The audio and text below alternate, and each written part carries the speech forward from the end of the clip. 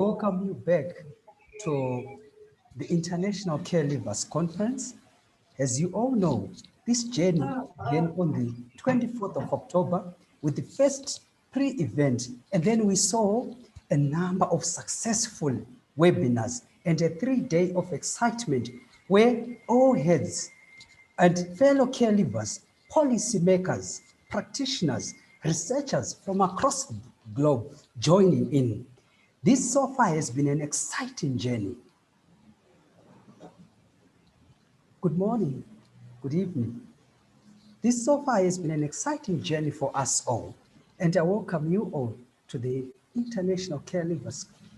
So today, hi, my name is Gift Tzorai, and I'll be your moderator for the next 2 hours as we wrap up our convention. But this is not the last, as you shall see. We have different things lined up for everyone. I welcome all of you from all over the world. But for starters, we want to start with our mentor, with our mother, the visionary, Dr. Kiren, who is going to take us through different things. I want to say to Dr. Kiren, she's the founder of Udayain Trust, which is an organization that works with a number of caregivers across India. And we say to Dr. Kiren, thank you for your vision. Thank you for working with us as caregivers this journey. Over to you, Doctor. Thank you, Gift. Good morning, good afternoon, good evening. Today, as I begin to speak to you all, I'm absolutely wonderstruck. 1 year, just 1 year, and so much has happened. It was about the same time, a year back, when in a FITSE conference in Israel, that Professor Wolfgang from University of Hildesheim, Germany, Martini Tobe of Kinter Perspective, Netherlands, Chathuri Jayasuraya of SOS Villages Asia, Sri Lanka, and I, Kiran Modi from Udayan Care India, met. It was a meeting of souls coming together of similar passions and objectives.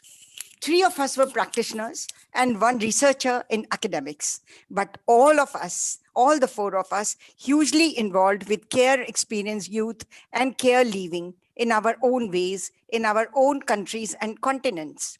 In Israel itself, our plans were made, and thus began this beautiful journey of walking with care leavers and care leavers networks together. It was decided to do a first of its kind conference on international level with the care leavers in March 2020 in India.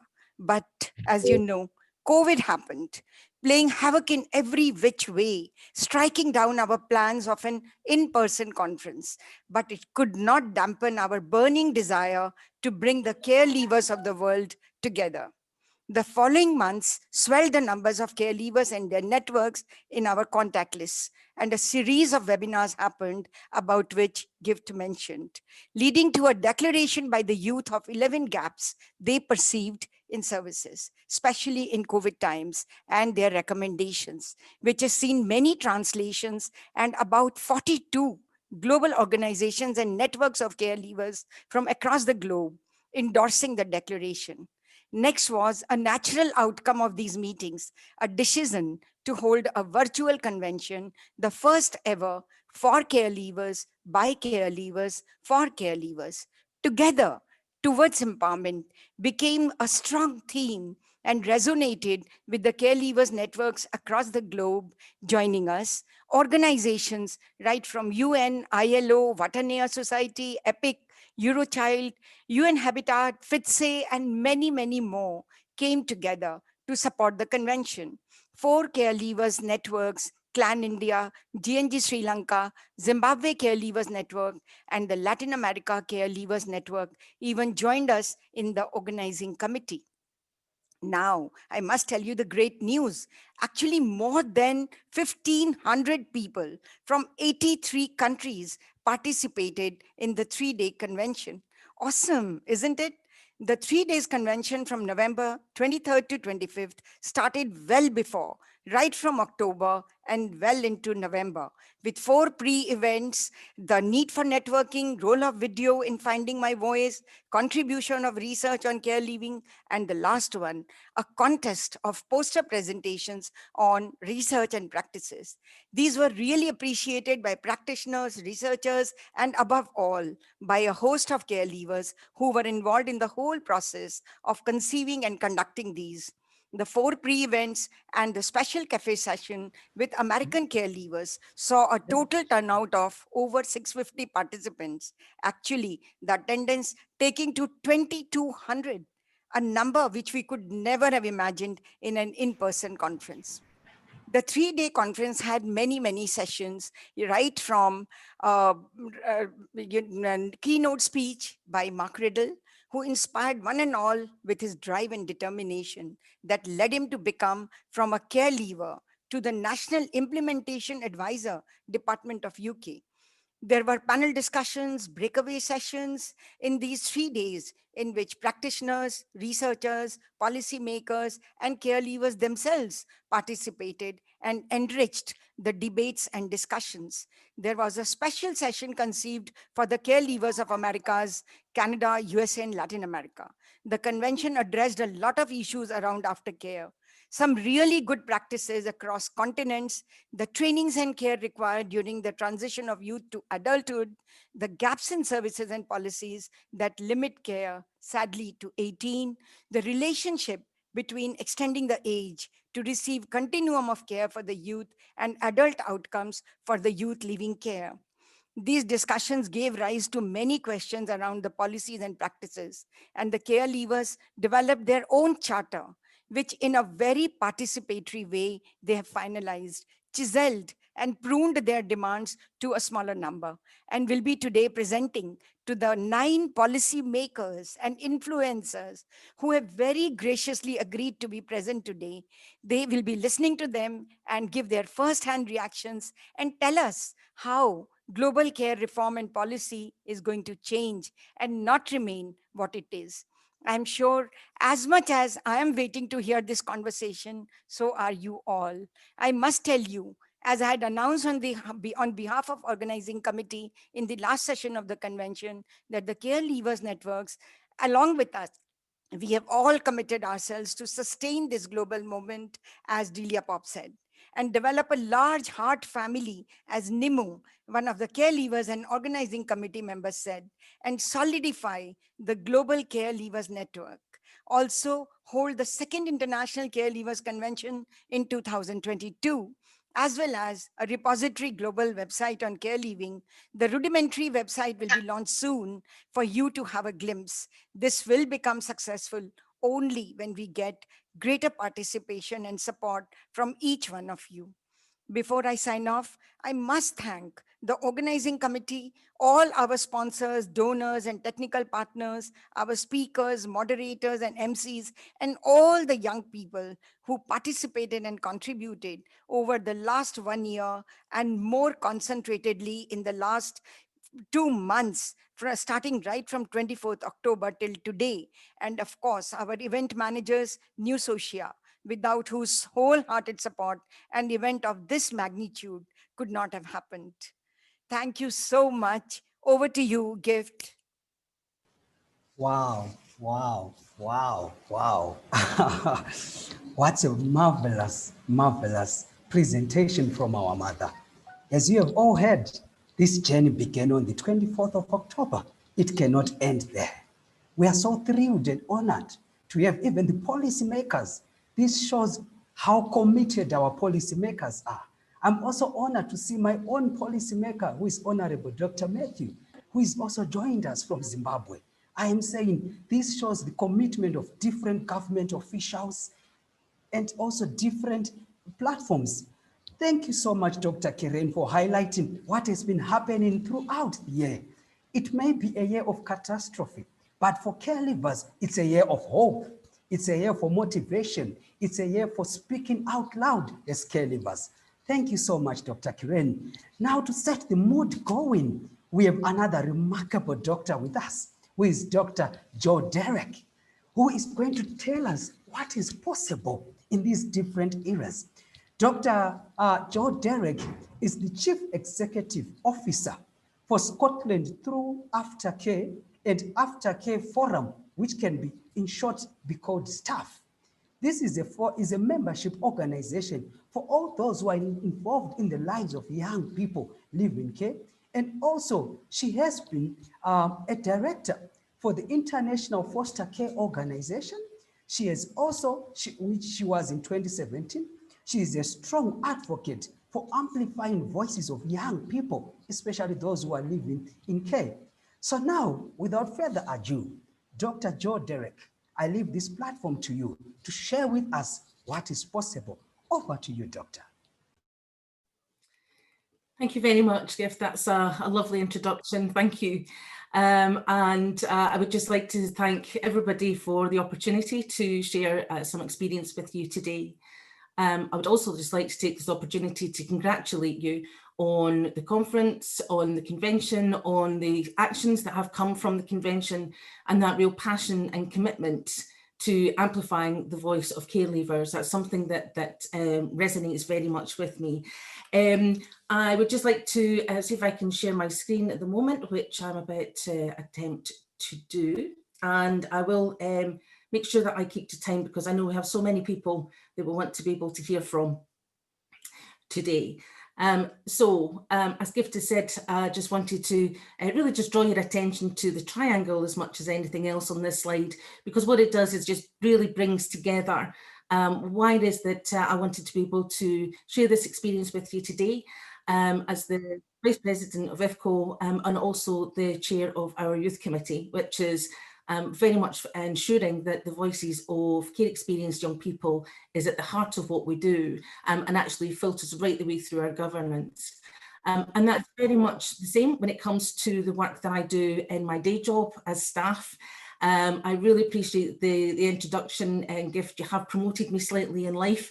I'm not yet a doctor, but what I am is very much an operational chief executive that has been very much involved for the past 20 years in work, but I very much appreciate that. So I just wanted to move this on for a second. And that's just to give you some of the resonance from IFCO, and just to say that IFCO is supporting the declaration that has been made by the care leavers from this convention. So congratulations, and again, really looking forward to the conversation today. But the main reason that I was asked to be involved is because of my experience in Scotland as Chief Executive Officer for Staff. And Staff has been around for 22 years, very much focused on care leavers and those that support them. So in just a whistle-stop tour here, in 2014, Celsius, which was at the time the Centre for Excellence for Looked After Children in Scotland, and Staff, we undertook and published a national study. And you can see here that there were a number of inconsistencies that were found across a number of key areas. And that included the variable levels of engagement and service provision across 32 local authority areas in Scotland. There could be rationing of services based on local interpretations of eligibility, weaknesses and inconsistencies in data collection, and I have to say that there are examples where that is still the case in Scotland. And the impact of resource demands and service restructure and redesign was having an adverse impact on services for care leavers. There's a lack of consistency in the prioritisation and the implementation of corporate parenting responsibilities towards care leavers across local authorities and partner agencies. And for the purpose of today, corporate parent is essentially an organisation that has a statutory responsibility for care leavers and care experienced young people in Scotland. So the Scottish Care Leavers Covenant was launched in 2015. It was the work of cross-sector alliance of organisations, Staff being one of them. And this is facilitated again still by Celsius and continues to be facilitated today. And very much the focus and the emphasis was about supporting corporate parents, carers, practitioners, managers, and very much decision makers in fulfilling their duties to improve the life chances of all of Scotland's care leavers. And it takes a holistic young person-centred approach, and the purpose of this was to focus on the long-term well-being needs of care leavers right the way into adulthood and beyond. There are 4 key pillars underpinning the Care Leavers Covenant. And again, I'm hoping people are able to see that. I'm not sure if actually I can, I may have put this in the wrong side for you to be able to see, sorry. So it is very much about the care proofing of policy, recognising that there are structural disadvantages and inequalities and opportunity that are encountered by care, and ensuring that these are prioritised in policy documents, i.e. we do not find that care leavers are left behind when it comes to policy positions. That there is an assumption of entitlement, that all care leavers are entitled to services, support and opportunities up to the age of 26. And that discretion exists in definitions of vulnerability, so that we are not always restricted by age, by policy. We all know that actually we all develop, whether you're a care leaver or not, we all develop at different stages, and the age should not be the criteria for a decision about services. They should be person-centred, very much coming from the heart, and that it's not necessarily about age. So this is where I'm starting to get passionate as well as what I'm reading, so bear with me. It's also about staying put and continuing care. It was about the full and meaningful implementation of actually saying that young people should be able to remain where they are and not be moved on again because of age. That they're not moved from children's services into adult services and find that actually that means that they have to move on when they're not ready to, if not ready to. This is about saying where you are, if that is the place that you need to be and want to remain, that you should be able to do so. And underpinning that is a relationship-based practice, and that is something that is absolutely key and vital throughout. Relationship-based practice, we know that golden threads of good practice are rooted in good relationships. And that is something that runs through the covenant, through the work that we do. I'm not going to speak to it today, but there is the independent care review that has been undertaken since 2016 into 2017. And it's very much emphasising the fact that relationship-based practice is key. So the covenant itself, it calls for a range of implementable actions to be taken by Scotland's corporate parents. So that's about making decision makers, people who have responsibility at a very senior level within Scottish society. And that's about closing the gap between policy intentions and the consistent practice. And the majority of the local authorities, colleges, universities across a local and national level have endorsed that covenant. And again, as I say, that was from 2015. There are a number of similarities, I thought, in terms of the key themes that had emerged alongside the declaration that has emerged from the convention today, which I think is really interesting because we're talking about areas such as housing and accommodation, employment, we're talking about youth and criminal justice, rights and participation, and rights is absolutely fundamentally important and at the heart of all of this. And you can see where I've put the foundation stones referring to some of what I was talking about before. But this has also been updated as part of the response to COVID-19, and digital inclusion is absolutely fundamental. And I know we will be able to talk about that in many ways through this, but it's not just about being able to have access to devices, it's about having the income to be able to pay for the data, and it's also about having the support around being able to use that equipment safely. And if this covenant as an agenda for change is fully and consistently implemented, then it can transform the way care leavers are supported as they transition into adulthood across Scotland.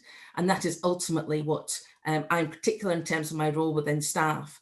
I'm absolutely insistent and that we do. Just briefly, I suppose the point I really wanted to make with this slide is, again, it's about where we get power and influence and how this is utilised. It offers corporate parents a set of guidance principles, and this is about where this fits within Scottish legislation. It also asks them to put this into their principles and actions into corporate parenting plans. These are plans that have to be written up by every corporate parent and that they go back to the Scottish Government. So the accountability for delivery on these plans sits there. And what we're fully advocating is that the voice of young people and care leavers with lived experience is absolutely embedded from the heart and from the start of these plans. It is not a tokenistic and should not be a tokenistic activity where people sit in a room, create a strategy, run it past a couple of young people towards the end and say, what do you think? Is that okay? This is about absolute co-design from the heart and from the centre. It's run through champions boards. These champions boards consist of young people who have lived experience, and it is facilitated through the planning partnerships and health and social care, recognising that this should not be siloed in any way in one department. Finally, again, I've put this here just because some people will be aware of GIRFIC. This is a Scottish Government agenda about getting it right for every child. It's about a holistic person-centred approach. It's about a multi-agency approach. So it is absolutely about every single person that is around that child in their life journey, and ensuring that they are supported. And this is about, if you're aligning the covenant with the GIRFIC, we have one, excuse me, I beg your pardon. Sorry, we have for each child, there is one child, one plan, one care journey, and that those principles continue beyond the young person's care setting. It doesn't stop at 16 or 18, and that it continues on. And that outlines the high standards of cooperation, joint working and communication across Scotland. If anybody is interested, because I will be bringing this to an end just in terms of time, there are a couple of things that I would be able to just signpost you to. If you look up the Scottish Caregivers Covenant, you'll see there are video clips. That's Bruce Adamson, who is the Children Young People's Commissioner for Scotland, who also talks very much about the rights of children and young people and the importance of having their rights at the centre of anything that is committed to. And I also just wanted to highlight the Scottish Caregivers Covenant Alliance. That's those of us that were involved from the beginning and many stakeholders around us who continue on about upholding that covenant. And as I said, I've most recently updated. So there are a number of resources that are available on that website if they are of interest. I would conclude just by saying that it's so important in any work that we're doing, particularly around a covenant though, is about listening and hearing the voice of those with the experience of care. It's absolutely fundamental to understanding the problem and co-designing the solution. This is not something that should be done unto, it is about working hand in glove. Supporting organisations like my own need to be consistent with our messaging, but we need to be persistent. It is not going to happen if we say this is one-off and then it can sit on a shelf. So we have to be persistent, ensuring that it is heard and that it is followed through. Trauma-informed relationship-based practice supports love in the system. And actually that's what we're talking about is people. So it should come from a place of love and it's not necessarily a place of process. Collaboration is absolutely key. And so I'm more than happy to contact details if anybody would like to discuss my presentation any further. Thank you very much, Gift, and I'll hand back over to you. Wow, wow, so amazing. I'm also making sure that you go into the doctorate mode also. So when I say Dr. Joe Derek, you go in that mode also. So thank you so much, Dr. Joe Derek, for such a wonderful presentation. You've actually shown that if there is political will and political commitment, support for caregivers will be there. And what is also important for us to take from her presentation was we don't look at age, but we look at stage in terms of how we support caregivers throughout the world. So thank you so much for such a brilliant job, and thank you for sharing with us what Scotland and yourself, your organization, is doing to assist our fellow brothers and sisters who are in Scotland.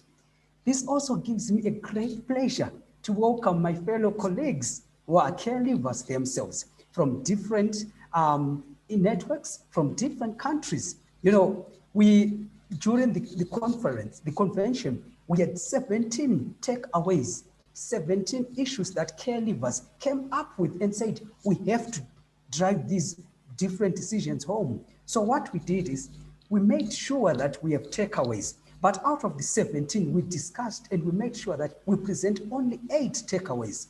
So as you have seen on your first slide, these takeaways were compiled by caregivers. Caregivers made sure that they came up with this. And we are so excited about the takeaways. So today we're only going to share 8 of them. But if you want the rest of them, they are definitely on our online website. And I want to encourage us all to throw in our questions, our answers in the chat box, because we are there to respond to them. So we are also going to make sure that how do policymakers help when it comes to these key takeaways? Can I have the next slide, please? So we have different quotations. As you can see, these are caregivers speaking with their own voice. And these are different quotations that we managed to come up with. You can see that there's a quotation like caregiver networks are like families, as we all have different families that we rely on for interdependence. It's the same with these caregivers networks. So caregivers are saying, as we have different kinds of networks, these are families. You can also see another quotation saying, together we shall stand to walk a journey of empowerment. These are different caregivers speaking about the journeys to empowerment, saying, let us hold hands each other. Postmakers, let us work together. We can also see there's another quotation which goes like, my life is your job. Some people are working in different caregiving roles. And we as caregivers, we are saying, this is a job for you, but this is my life. So we need to make sure that we are sensible whatever we are doing. I can go on and on and on in terms of getting the different quotations that caregivers had. But we all know one thing for sure, that the caregivers deserve support. Caregivers deserves different supporting mechanisms to make sure that they go with their lives well. Nothing about us without us. So now, without further ado, I want to ask my colleagues to present the different 8 key takeaways. Oh, we have another one. Those who decide for us have not lived our lives, so they should listen to us when they are making policies for us. I'm glad that policymakers have done a commitment, and today they are joining us. They are listening to us. They are hearing our voice. Can I have the next slide, please? Then, as caregivers, we have made a covenant ourselves. I'm happy there's a Scottish covenant. Now, this one can be renamed to the International Covenant.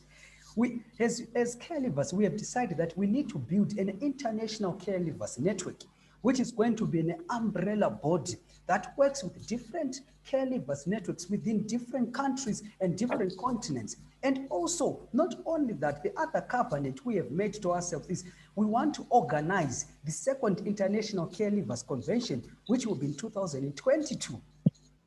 I know there are different countries. We can even see some are even bidding in the chat box or even in the question and answer box. They are saying, we want to take it for 2022.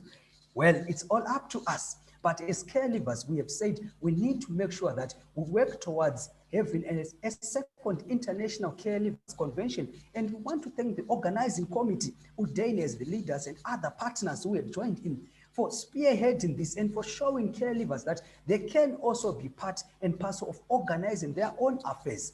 So without further ado, I want to take you over to my different colleagues. There is Karishma, there is Robin, there is Nelam, there is Halan, there is Jack, there is Fabienne, there is Neem, and lastly, Ruth and Sabati. We want to hear the different takeaways that they are going to present for us. So over to you, Karishma, and the other colleagues.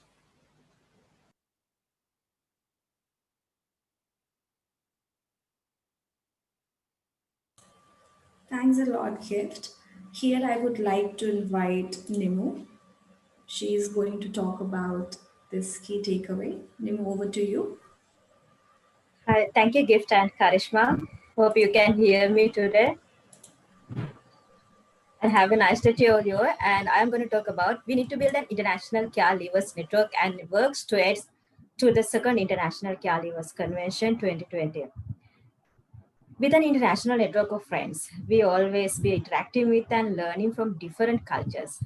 This kind of networking will also help us meet like-minded people who are compatible with us in terms of future ideas, life goals, aspirations, and other plans. Also, with meeting the compatible people will help us to expand our knowledge, discuss which aspects of the career path, share experiences and stories, etc. So When we feel we are missing on opportunities, knowledge, or inspiration, some people are in the various networks are just very good supporters and listeners and can always bring a helping hand in our life. The big example from my end, you won't believe how bad my English was. But now I am not perfect, but I have confidence of speaking in front of international meetings. It inspires me with the love, attention, admiring, getting through the network's members.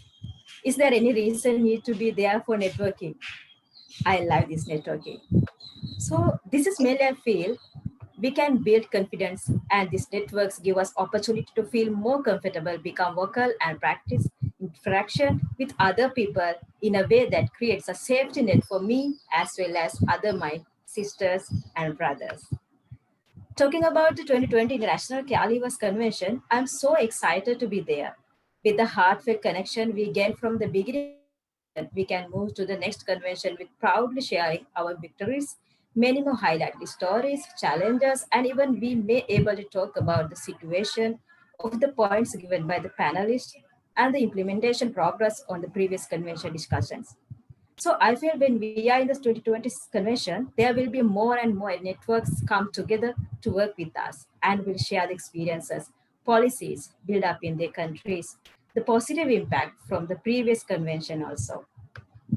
So at last, I want to say some of the strongest and most long-standing friendship are born from networks. As long as we have a strong network of caregivers and supporters, we can also be confident that someone within our sphere will be able to answer even our toughest questions. There is such a beautiful and heart-touched line I heard by some of my sisters who get to know through these networks. Karishma, as you said, networks are families for caregivers. Also, gift also said, which is more important than blood families. For me, you are my sisters and brothers. Yes, dear, we are blood sisters and brothers. Lots love. Sis Ruth, hope I remember you asked how you will say good morning from Sri Lanka language. We started to learn our languages. It was tough, but you enjoyed it. So this is beginning and networking given us more and more interesting path to go. I may speak more if someone didn't stop me. So before that, I will quit for today. So let's find more and more networks and meet on 2020 convention also. Thank you a lot for your passion, listening to my voice, and have a nice day. And so I would like to hand over to the next speaker, my sister Neelam. Over to you. Thank you. Thank you, Nimo. Hello, everyone. I'm one of the care leavers from India, Udayan Care, and today I am here to highlight the unfortunate constraints and circumstances that have emerged due to this ongoing pandemic for vulnerable care leavers across the globe. To inform you all, back in June of this year, around 100 care leavers from 25 countries participated in a webinar to explore and discuss the challenges faced by them and also talked about how adversely COVID outbreak has impacted the lives of this forgotten segment of our society. We all are very well aware that how COVID has resulted in the job and income loss for many. But for care leavers, it has followed with financial, food, well-being, and housing crisis. It forced them to survive on their savings, to pay rent, and other utility bills. I sometimes wonder, like, there are a few care leavers who are at least able to support themselves because they have some savings. But what about the care leavers who have just moved out from the residential care? They have no savings to rely on. They have nowhere to go to. They have no place to, a shelter to fall asleep peacefully every night.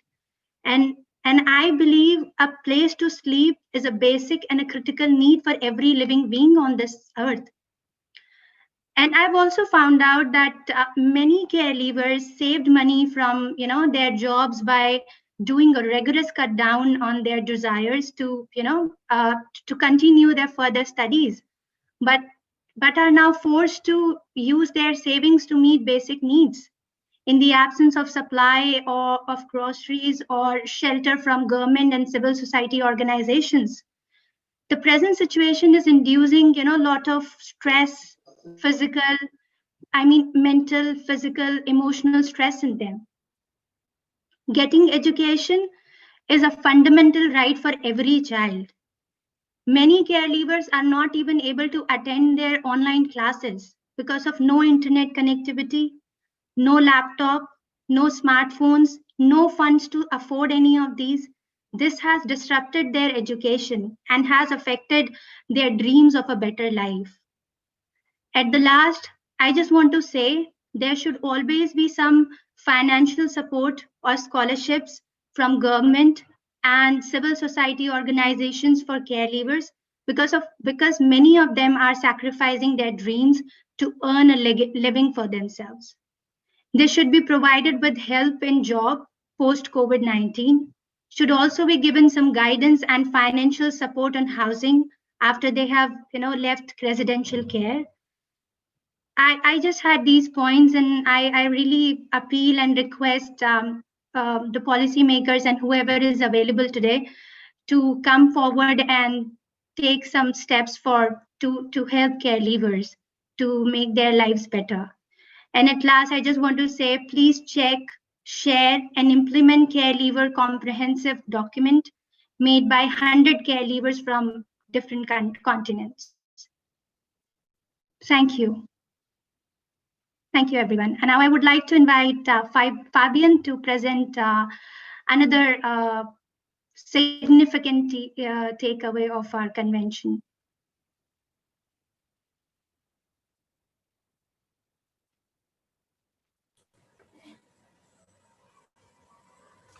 Hello, everybody.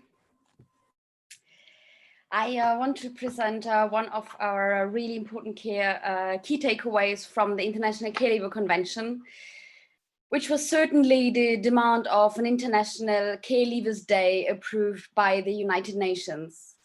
With a day dedicated to caregivers, they would finally achieve to step out of the invisibility they occupied for too long and into the public space where they belong. Caregivers are a part of society, not less than anybody else. And it is important that people all over the world do know what a caregiver is, do know about their struggles in life, and stop looking away from it.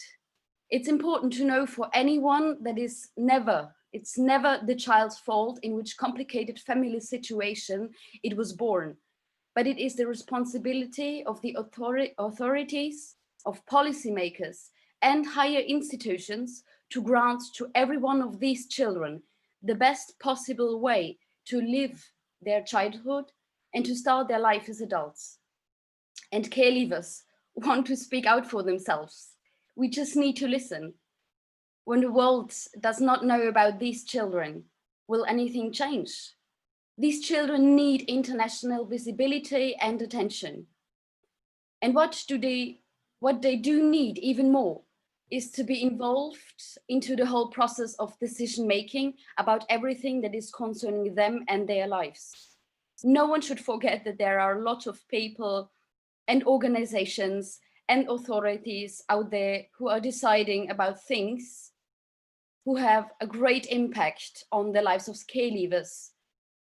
And all this without living or having lived the life of caregivers. Caregivers must be included into this process, and that's what we are all fighting for. Why not giving caregivers the possibility to engage directly with the UN to push forward changes? I say it once more, and I say this all the time. It's one of my favorite phrases. It's those who decide about our lives have not lived our lives. And what more?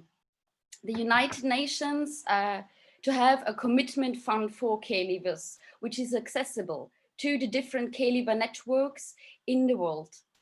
I won't start to bore you with a lot of calculations, but I want to state that the amount of money of such international organizations is more than a normal person could imagine.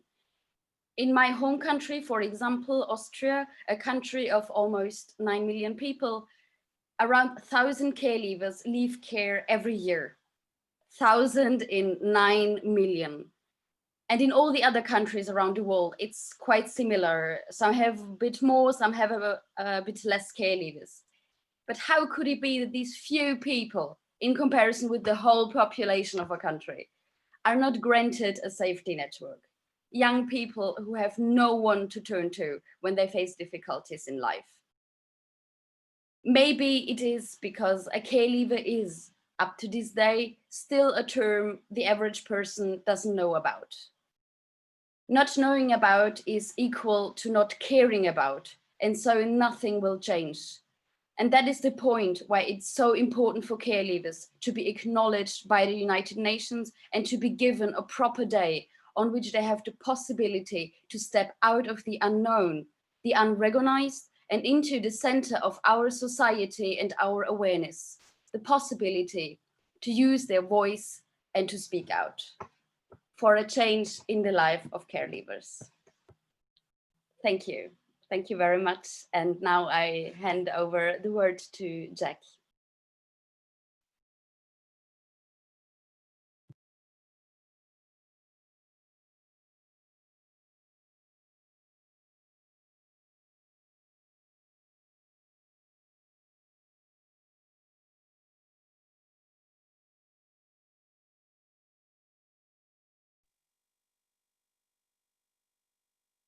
If there are some connectivity problems, please go back to Karishma.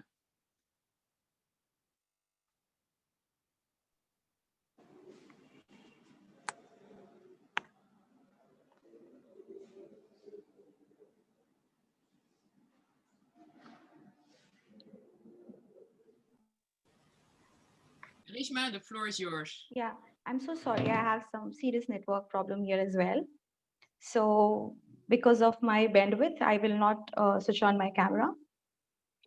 So thanks a lot, Fabian. It was wonderful listening to you. And my point is like the important key takeaways, one of the important key takeaways, which is we need free and quality access to mental health services after leaving care.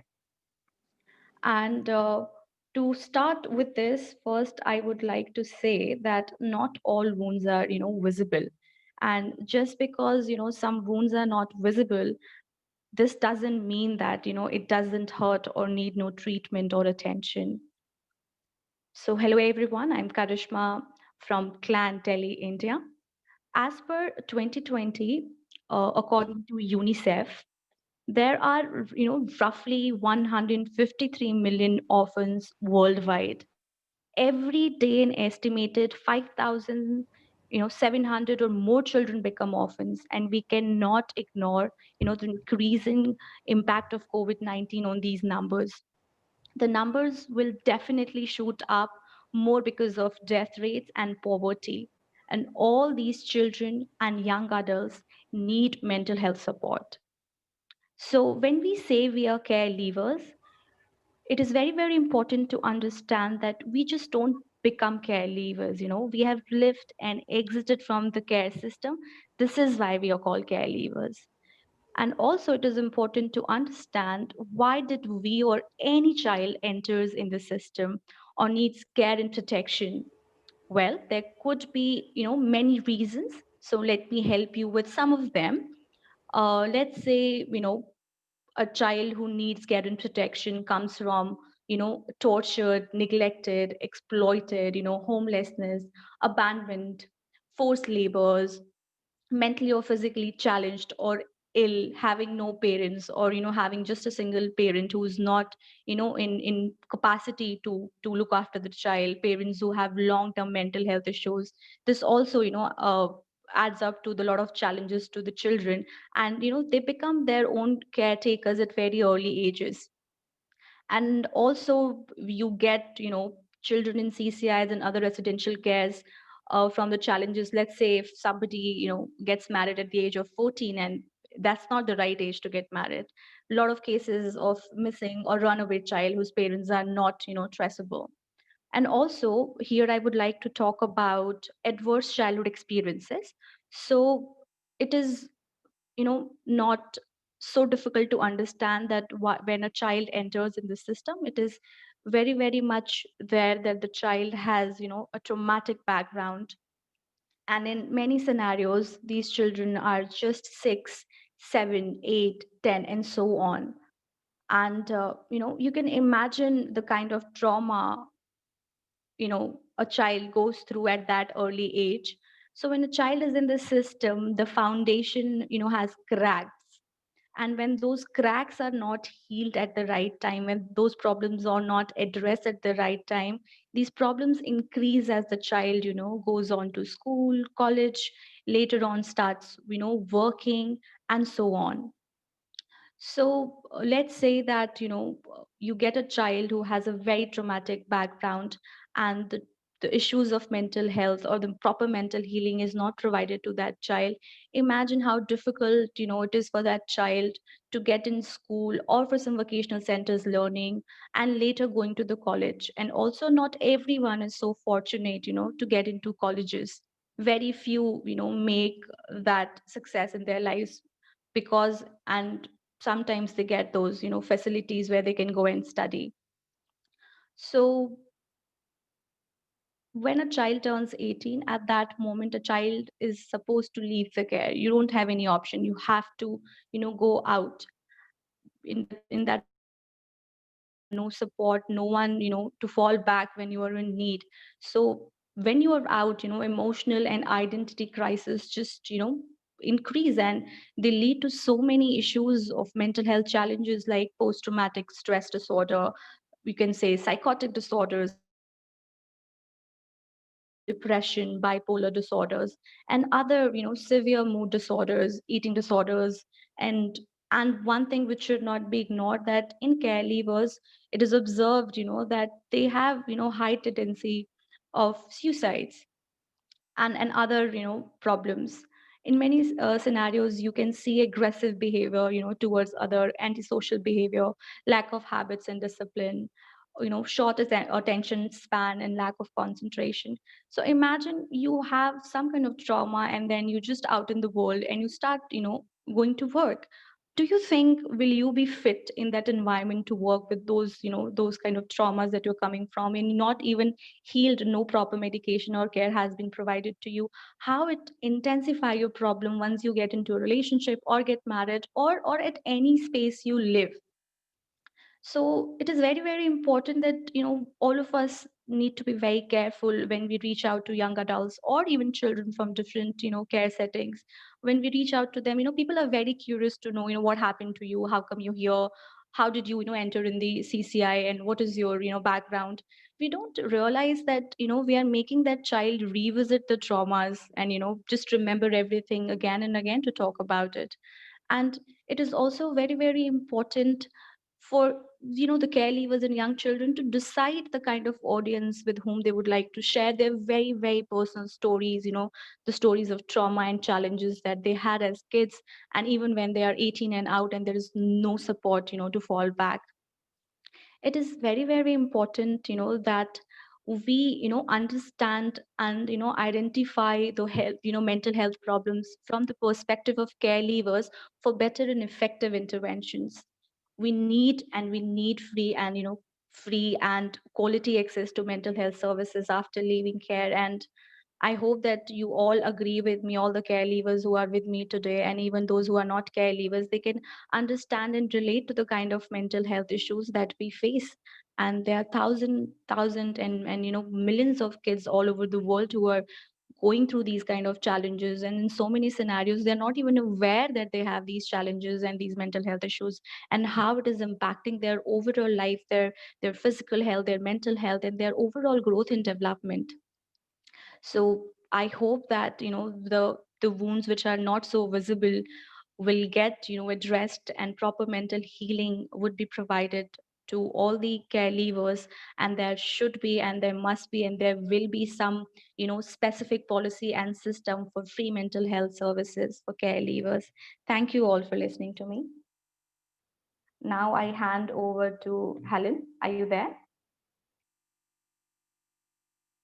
Yes, I'm there. Greetings everyone from Kenya. I'm Alan Otieno, and I'm going to present on the key takeaway that talks about we need a proactive rather than a reactive approach to mitigate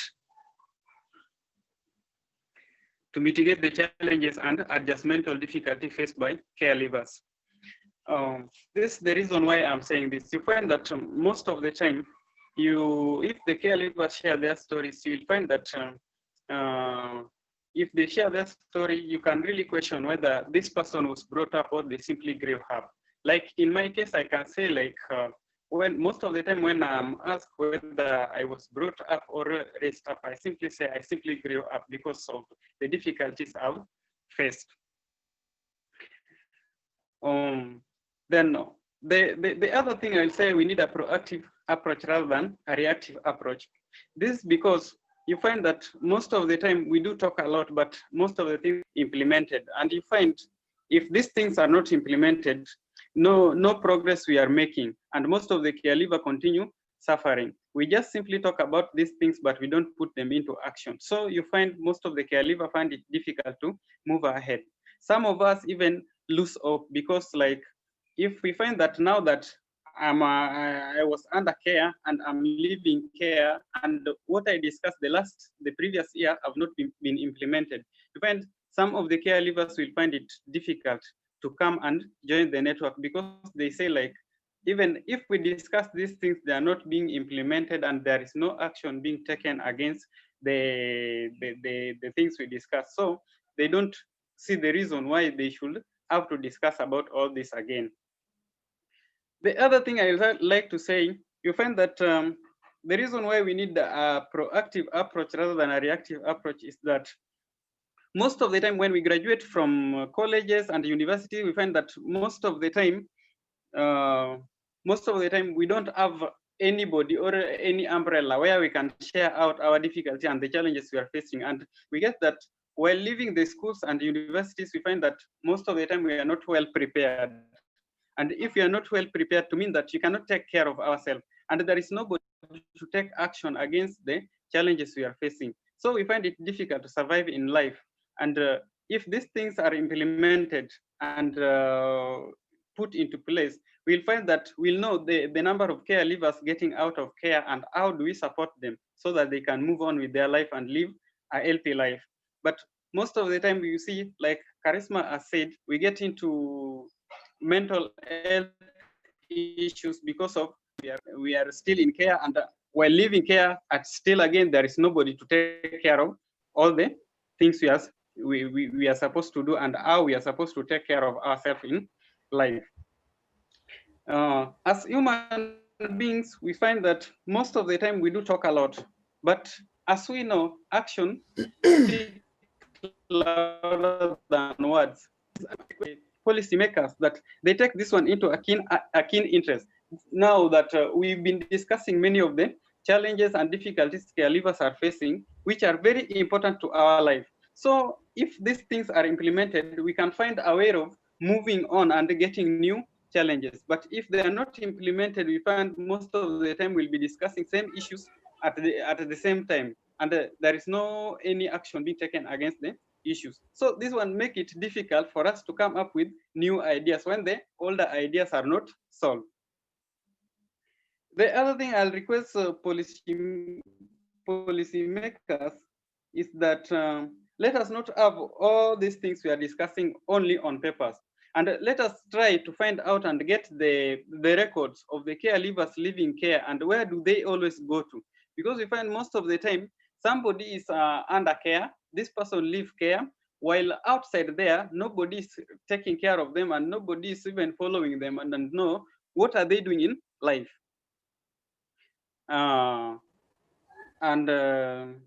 Finally, I would love to say that if we implement all these things, you'll find it easy for the caregivers to live in peace and be at a healthy and be able to even support each other. Thank you very much. That's all I have to say about the proactive approach rather than reactive approach. Thank you very much, and thank you very much. May God bless you. Thank you.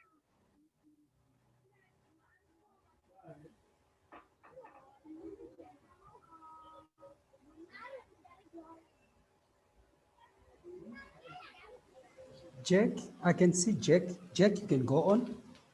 Jack.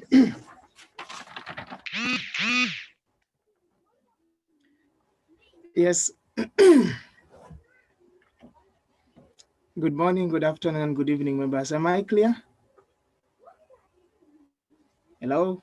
Yes, Jack, you can continue. We can hear you. You can continue. Okay. Uh, thank you so much, Ellen, for your presentation. It was good. And I was following you seriously. I'm sorry for my video because I'm a little busy at the workplace, so I don't want people to see what is happening. Um,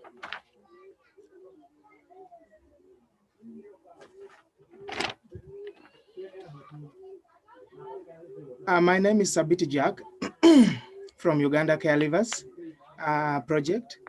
The topic I'm supposed to handle is 25. It should be the new 2018 soft landing from Planet Youth Care to Planet Earth. This has been as an outcome of the 3 days convention that we had here, and I hope everyone was around and you followed it clearly.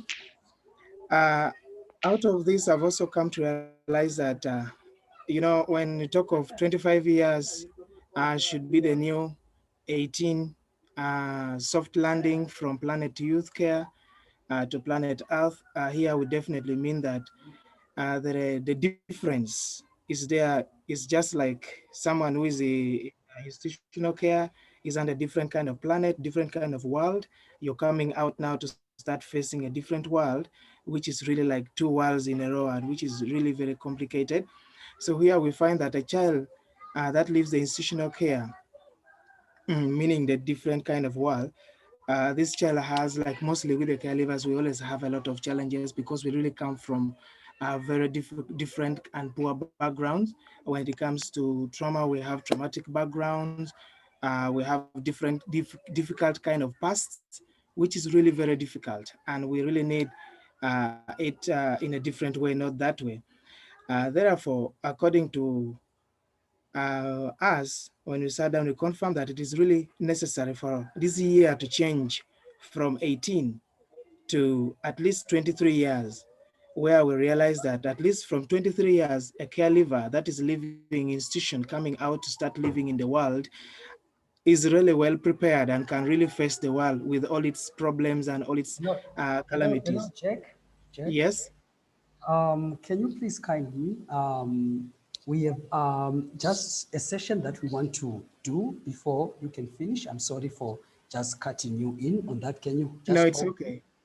We want to bring in, I'm sorry, Ruth and Robin, can you just hold on to your presentation just a little bit? Just want to bring on so that we have a session where policymakers are able to react towards the different issues that have been raised so far. So I want to welcome Ms. Duaraka Siramato, who is going to moderate this session, and she is the Chief of the Adolescent Development and Generation Unlimited from UNICEF India. I'm just going to give her a few minutes to moderate this session, then we can just quickly wind up on our presentations for the takeaways from the remaining 3 caregivers.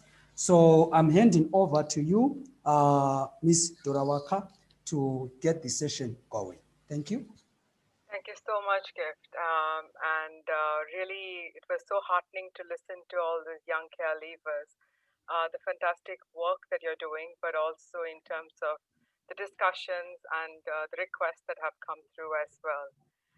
I'm also honored to be really moderating this particular session with 4 esteemed panelists. I'll first start with a quick round of introductions and then request them to share their thoughts and reflections, both at the national level, but also possibly at the regional and global level as well. It'll also be great, the 4 panelists, if you could share with us, if possible, some of your commitments that you want to take back from the discussion and the sharings that young people have told us. So first, I'll call upon Mr. M.K. Singh, who is the Director, Ministry of Women and Child Development in India. Mr. Singh has more than 21 years of experience as civil servant. He has been supervising the implementation of the Child Protection Scheme and Juvenile Justice Act of 2015 with Government of India for more than 2 years. Presently, he is also officiating as the CEO of the Central Adoption Resource Authority. Over to you, Mr. Singh, to hear from you some of your reflections, thoughts, and commitments.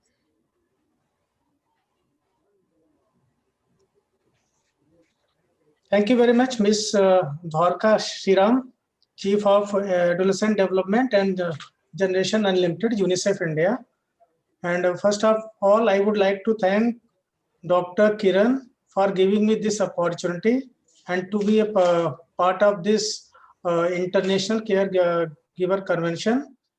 And today it is really very nice day to listen so many caregivers. So definitely we will learn so many things from these caregivers, that what are their requirements and how their requirements can be shaped in our policy making, so that these caregivers are getting maximum benefit, and so that these caregivers can be a part of the society. And it was very nice to hear Miss Karishma, Nimu, Miss Neelam and all.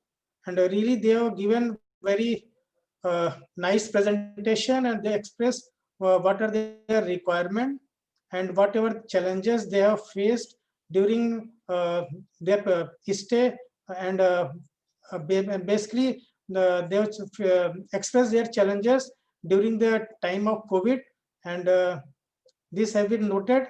And they have focused on their support system. They want really financial support, health and housing support, and this has been noted. And whenever policy is going to be discussed or implemented, these points will be highlighted.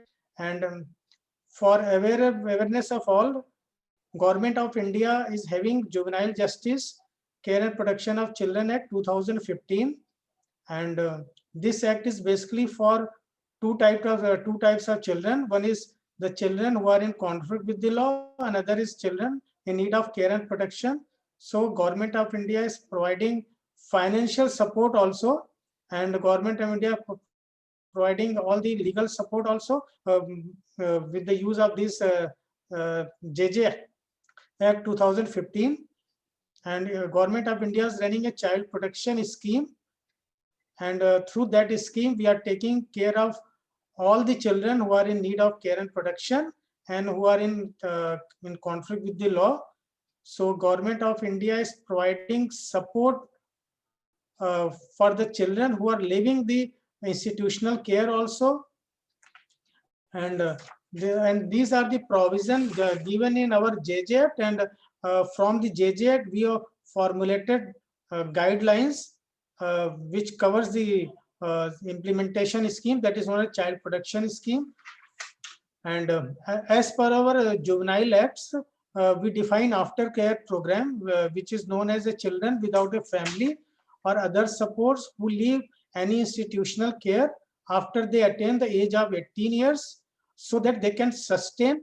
And these sustainability will be helpful during the transition period from institutional life to their normal life, means independent life. So even after care institution, we have provided model rules also. Government of India has framed model rules, and based on these model rules, we have given freedom to all the state government to frame their own rules, so that all the children who are attaining the age of 18 years and when they are going to leave the child care institutions, so all the benefits should be given. And before they are leaving, there is a provision for individual child care plan also.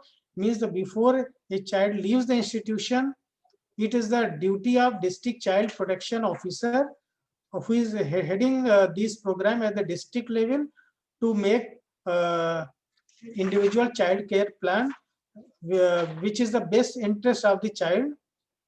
And it is the duty of DCPO, means district child protection officer, to select some organization who can provide these aftercare services to their children. And there is a provision for community group housing also, and that is on temporary basis where 6 to 8 young person can be accommodated. And there is a provision for encouragement to learn vocational training, and so that they can get a proper employment once they learn their vocational training properly. And there is a provision for encouragement to gradually sustain themselves without state support and move out of the group home to stay in a place of their own after saving sufficient amount through their own earning. And this has been already expressed by our care leavers also. And there is a provision for peer counseling to stay in regular contact with this group to discuss their rehabilitation plans and provide creative outlets for channelizing their energy and to tide over the crisis period in their lives. And purpose of this is to provide a stipend during course of vocational training until the youth gets final employment. And Government of India is having for implementation of this program Child Welfare Committee and JJB, because before taking any decision, we are taking the opinion of CWC, because they study the life history of the child and they decide where child is likely to move and whatever care is required. So CWC and JJB take that decision also. And Government of India is providing financial support at the state level for this aftercare program. So there may be some points from care leavers that these amounts are not sufficient. So definitely whatever views have been expressed by different care leavers, those views have been noted. And I had an opportunity to meet one care leaver also in my office. She came here and she presented very nicely. I think today also she expressed all those points here. So even on that day, I noticed, even on that day, my full team was here and we all listened her very carefully and we noted all those points. And all those points have already been communicated to the higher ups, and definitely at the making of any changes in the policy, we will take care of all those points which have been expressed, and we will definitely move forward so that all care leavers get maximum benefit of these schemes, and they can stay as any normal person. So, and this discussion will be going for further few hours. So definitely we will again note down all those points and we will try to implement, and we will try to incorporate all those points in our policy. Thank you. Thank you so much, Mr. Singh, for highlighting some of the key initiatives that Government of India is looking at, but also the willingness to consider the points that have been raised by the care leavers. Now we will move on to listening from Mr. Mahmudullah, who is currently working as the Additional Director, Department of Social Services under the Ministry of Social Welfare, People's Republic of Bangladesh. He has a long experience in ensuring the best interests of children in conflict and contact with law, as well as disadvantaged children. He has expertise in family, community, and social reintegration and rehabilitation of children who are in juvenile development centers and in different alternate care settings. Over to you, Mr. Mahmudullah. Thank you very much, and all of you. I am clear to hearing? Yes? Yes, we can hear you very well. Yes, thank you very much. Honorable Chair, dear participant, colleagues, ladies and gentlemen, very good Can morning. you please switch on your camera? It will make it easier for us to. Yeah, thank you. Thank you.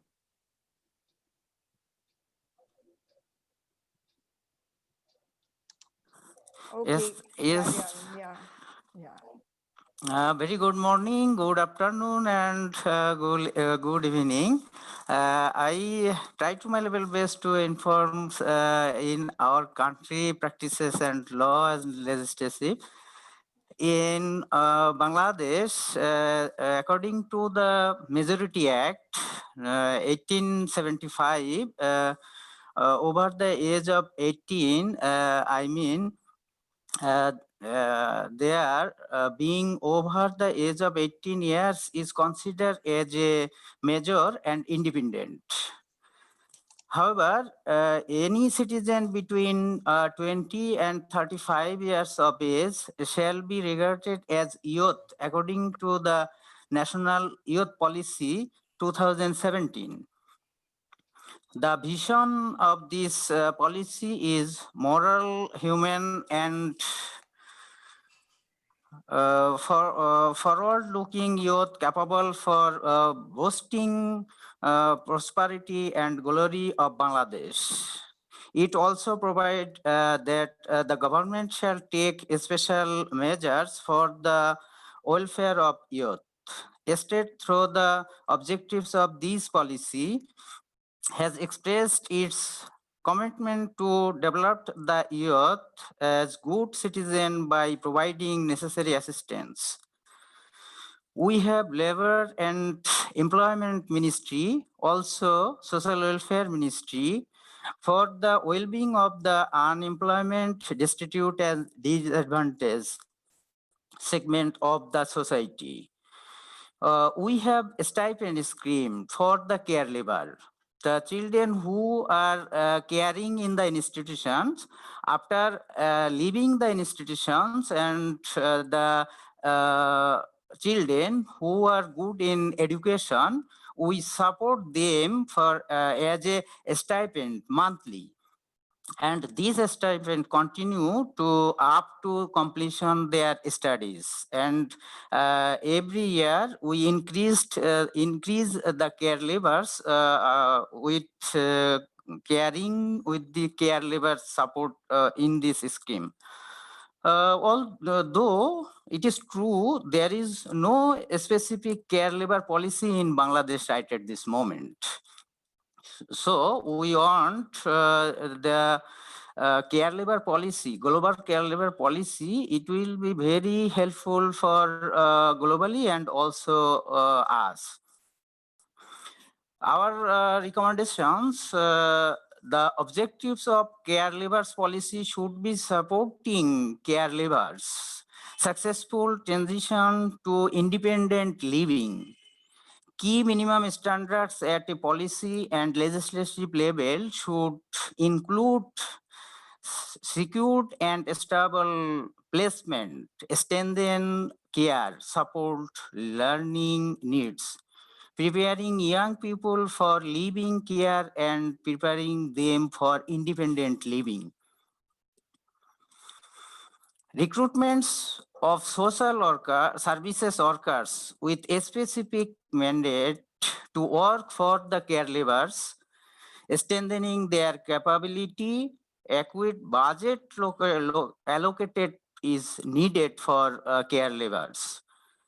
The peer-led networks and associations of care laborers should be supported financially by the bilateral and multilateral organization to increase the profile of the issue and the successful outcome of the intervention may lead to acquire necessary recognition by the respective governments. Once governments recognized the issue, it may be part of their mainstream agenda of the National Development Plan.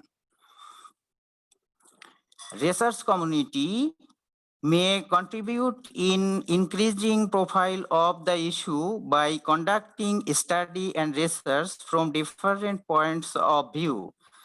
They may organize the findings of the study or research according to the requirements. So I mentioned the one thing, I gave a special thanks to Neelam. She rightly mentioned the needs for the caregivers. She mentioned the financial support for health and education. And I also recognized her, and more other comments. Skill-based training for young people and adults who are caregiver, it is needed. Financial support for a small business and a small entrepreneurship. Support from regional and donor country of monitoring and functioning policies. I mean, caregiver global policies. It will be functioning when support from regional and donor community is provided in this association or in this implementation, then it will be functioning. I think psychological support for mental health care and to reduce stress when they face problem belonging with their birth family or foster family. I also think develop safeguard policy for caregivers and social workers. Capacity development training for social workers on burnout and stress management and also counseling. I think challenges change the policy gaps to support the caregivers. Another point is interministerial coordination among the different ministries and ensure accountabilities in between implementing countries. Networking and coordination with local, international, and regional agencies is very much essential for the caregiver policies. I especially addressed one point. We must address the PWD's caregivers with our journey. I mean, caregivers policy. It should be of must address the PWDs. And the institutions provide the caregivers when the PWDs. When the PWDs is care leave, then it is very much measurable. So that it is important points, I think. We need on global policy that join us and we become under a umbrella regarding the care liver policies, care liver support, so that I think that type of initiative is needed to be taken. Before leave, I give a special thanks to the organizers, participants, ladies and gentlemen, and have a nice day. Thank you very much. Thank you so much, Mr. Mahbubullah. I think some of the key highlights that you talked about was the issues that we need to consider when caregivers are transitioning from childhood to adulthood, and what are some of the needs and requirements. You also highlighted the need for stronger collaboration and networking, not just at the country level and the ministries, but also with the regional and the national level. And I think it was very good for you to highlight also within the more vulnerable groups, also the persons with disabilities and what are their requirements and how we can take that to consideration. So thank you very much, really appreciate it. Now moving over to the third panelist we have with us, Mr. Madhav Prasad Dungal, who is the Executive Vice President of the National Youth Council, an autonomous government organization under the Ministry of Youth and Sports in Nepal since 2016. He has received the Future Policy Award in 2019 as recognition of youth-friendly policies in place where Mr. Dungal played constructive and decisive role. He has been a Central Committee member of Nepal Communist Party, the present ruling party of Nepal, since 2014. He has been playing a significant role to mainstream and empower Nepalese youth through providing policy feedback to the government, suggesting them to allocate enough budget on youth development and engagement, creating youth networks and connections to them, envisioning and creating model youth enterprises, encouraging and motivating youth to be first-class citizens prepared to get involved in nation-building process.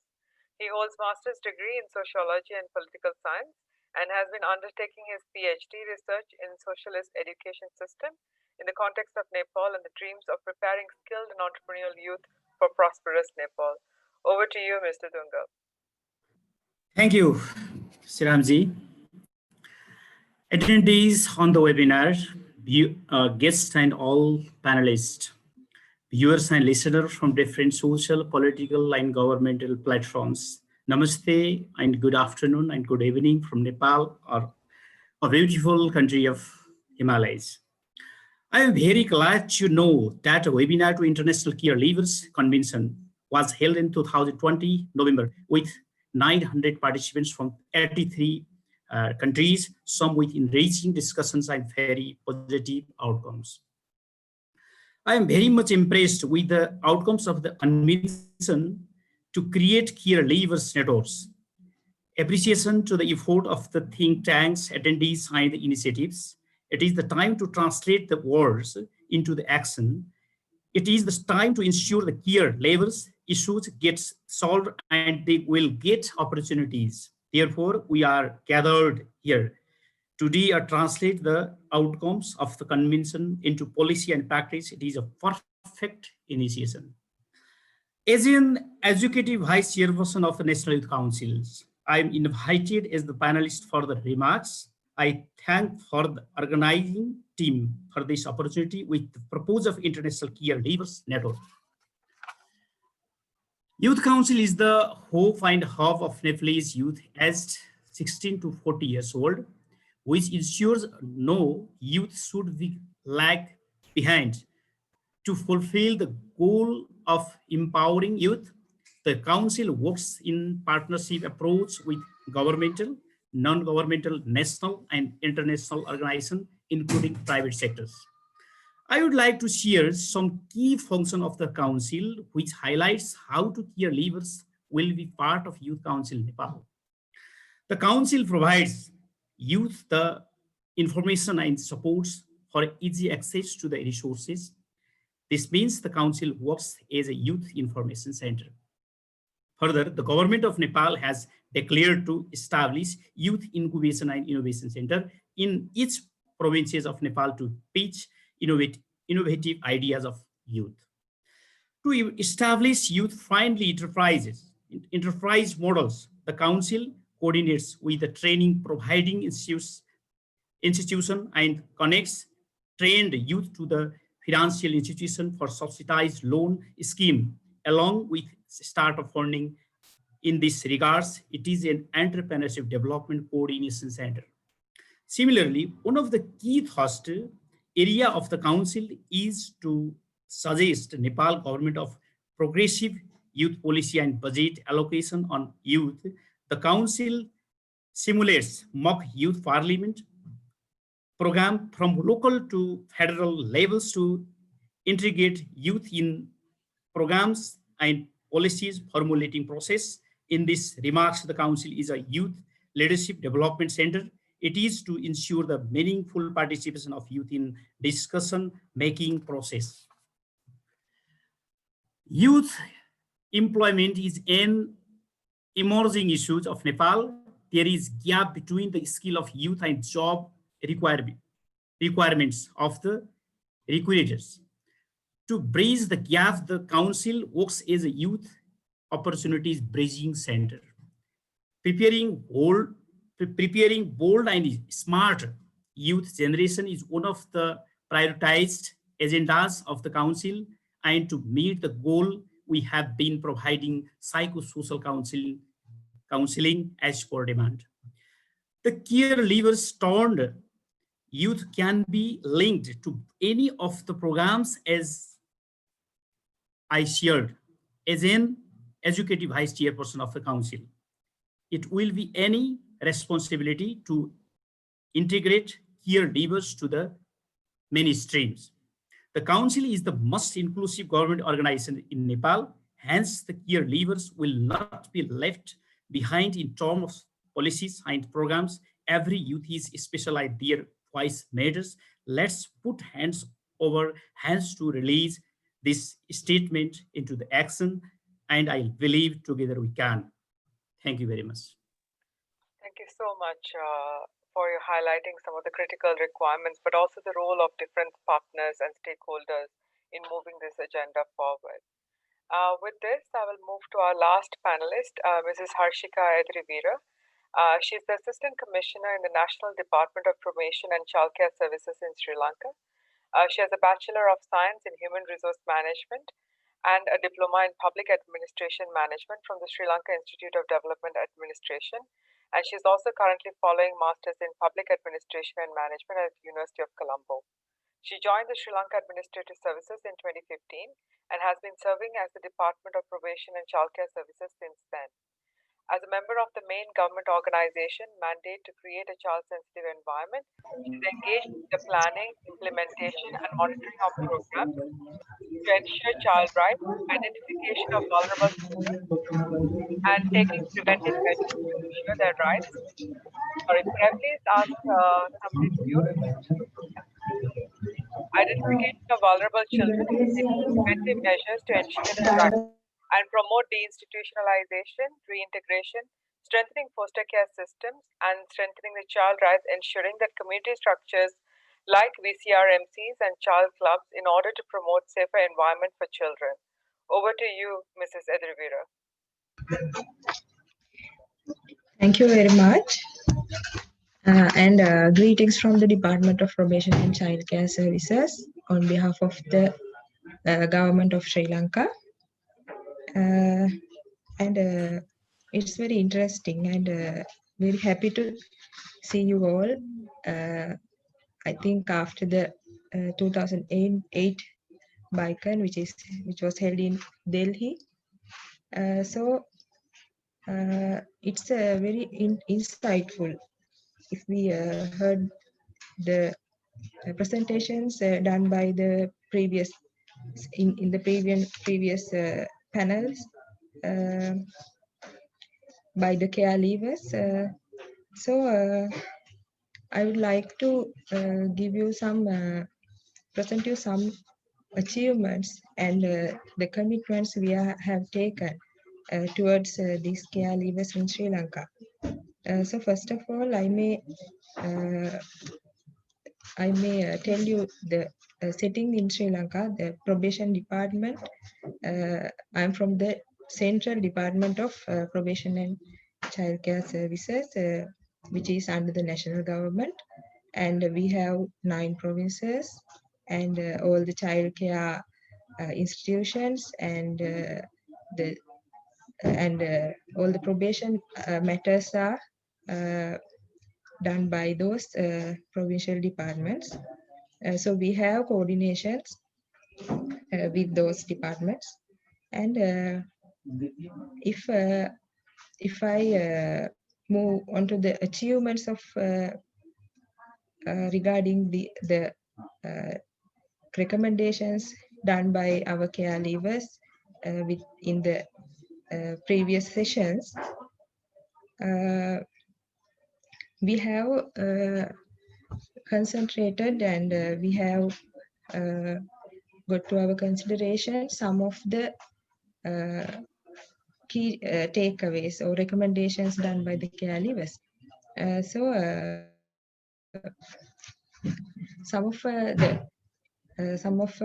would like to present some of them, and the one is we have recently we have passed the alternative care policy, which has a separate section regarding the reintegration and care leavers. We got the cabinet approval in 2019 March, and it is a very good achievement we got. And according to the national alternative care policy, we have to prepare the action plan for the next years, and it is in the progress. And as you know, in Sri Lanka, a new government was appointed during this year, and just after a new government is appointed, they gazette what are the priorities work any organization has to do. So under our department, they have gazetted, we have to prepare a national program to ensure that every child in CCIs should have a foster parent, foster family. So we are in the preparation of and planning and preparation of that mechanism. And we think with the insight that this government has on the children in CCIs, it would be very easy.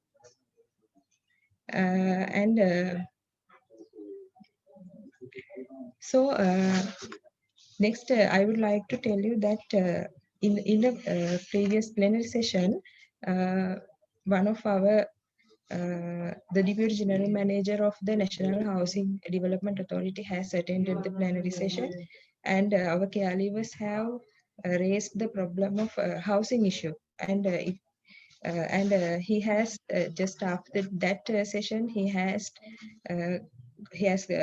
had discussions with his organization and also our GNG network and the SOS Children Village also attended those meetings, and now finally they have agreed to build some houses for our caregivers, and they have, with the collaboration of our department and the National Housing Development Authority, and we are now planning to get this issue to the ministers of the relevant authorities, Minister of Children and Women and the Housing and Urban Development Minister, so that we hope that in future we could have some quota from the houses they build annually to the caregivers.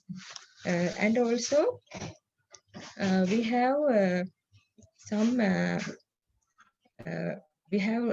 and also they talked about the skill to which match for the occupation, which match for the employment, and we should they ask for skill, they should prepared for any employment. So we have taken actions to prepare those youth to the normal smooth transition to the normal life.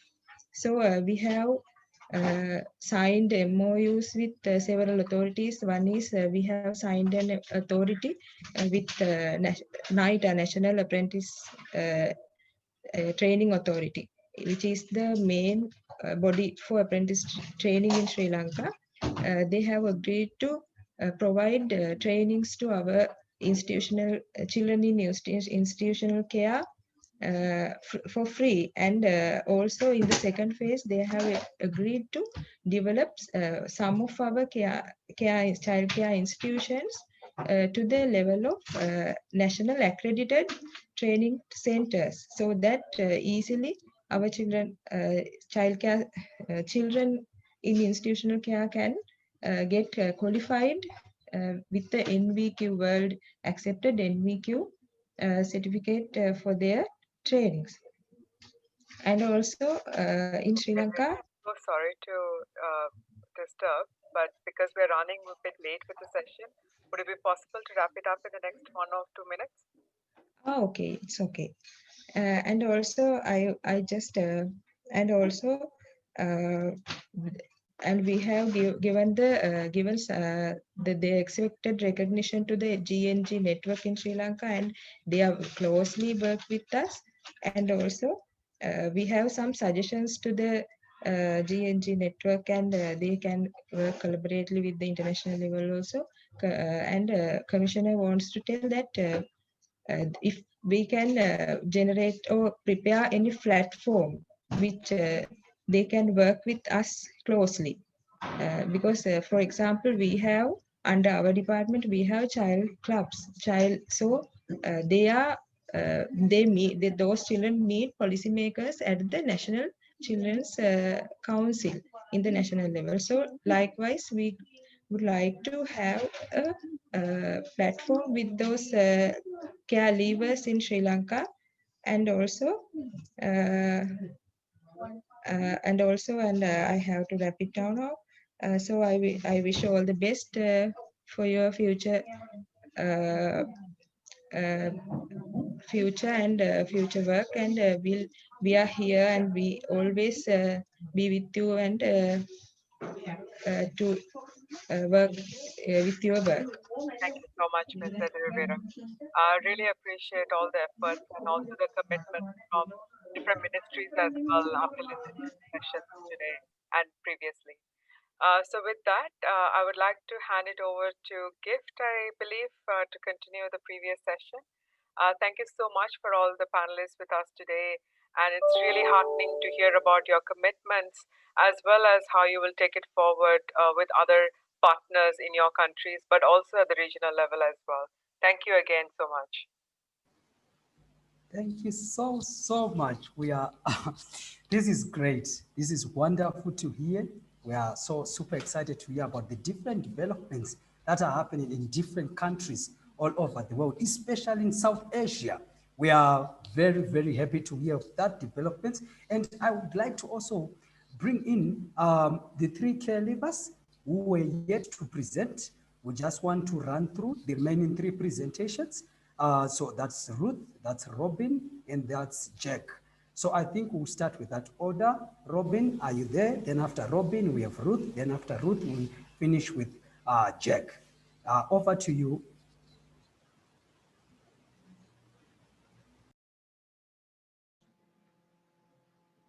Who starts now? Because that's not my slide. Okay. Okay, so can we have... Yeah, that's the slide. Okay, hello. I think we run out of time, so I try to be very short but concrete. My name is Robin. I'm a social worker and I'm also a care leaver and a board member of Care-Leaver e.V., which is a German care leaver self-organization. Yeah, we want caregivers who understand, accept, and nourish us. We want to be better prepared for leaving care. In my preparation for this short input, I wondered, what do you actually need for good preparation? And I think what's very important that all of us have enough time to prepare to become more or less independent, especially if some of us already have to leave care with the age of 18 or 19.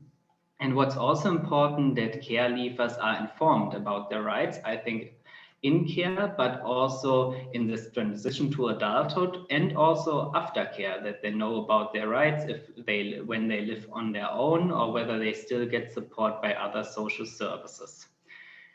What's also important, if you talk about preparation, that we also talk about perspectives, that it's clear that the care leaver knows what happens after care, that's clear that the care leaver knows where to live after care, and that's clear that the care leaver knows how to finance his or her own life after care.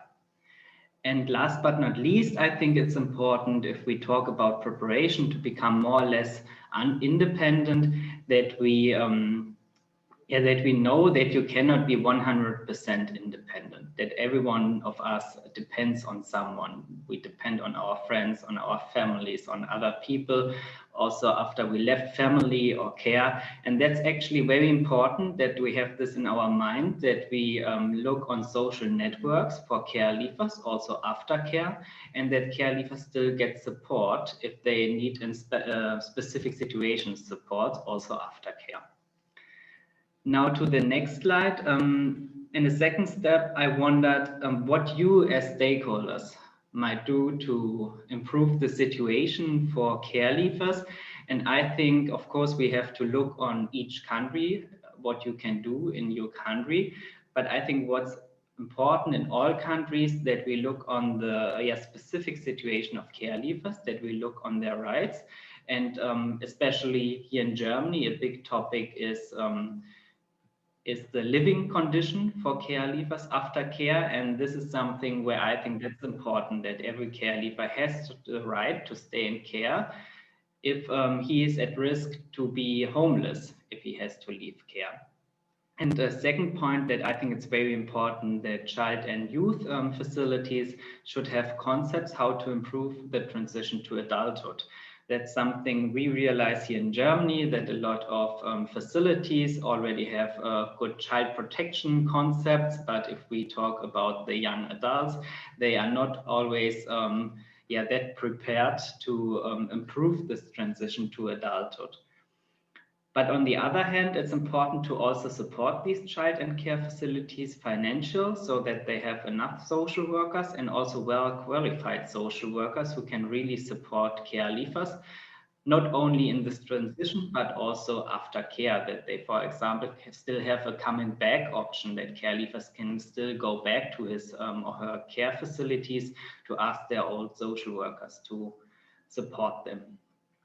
Yeah, that was actually my input now.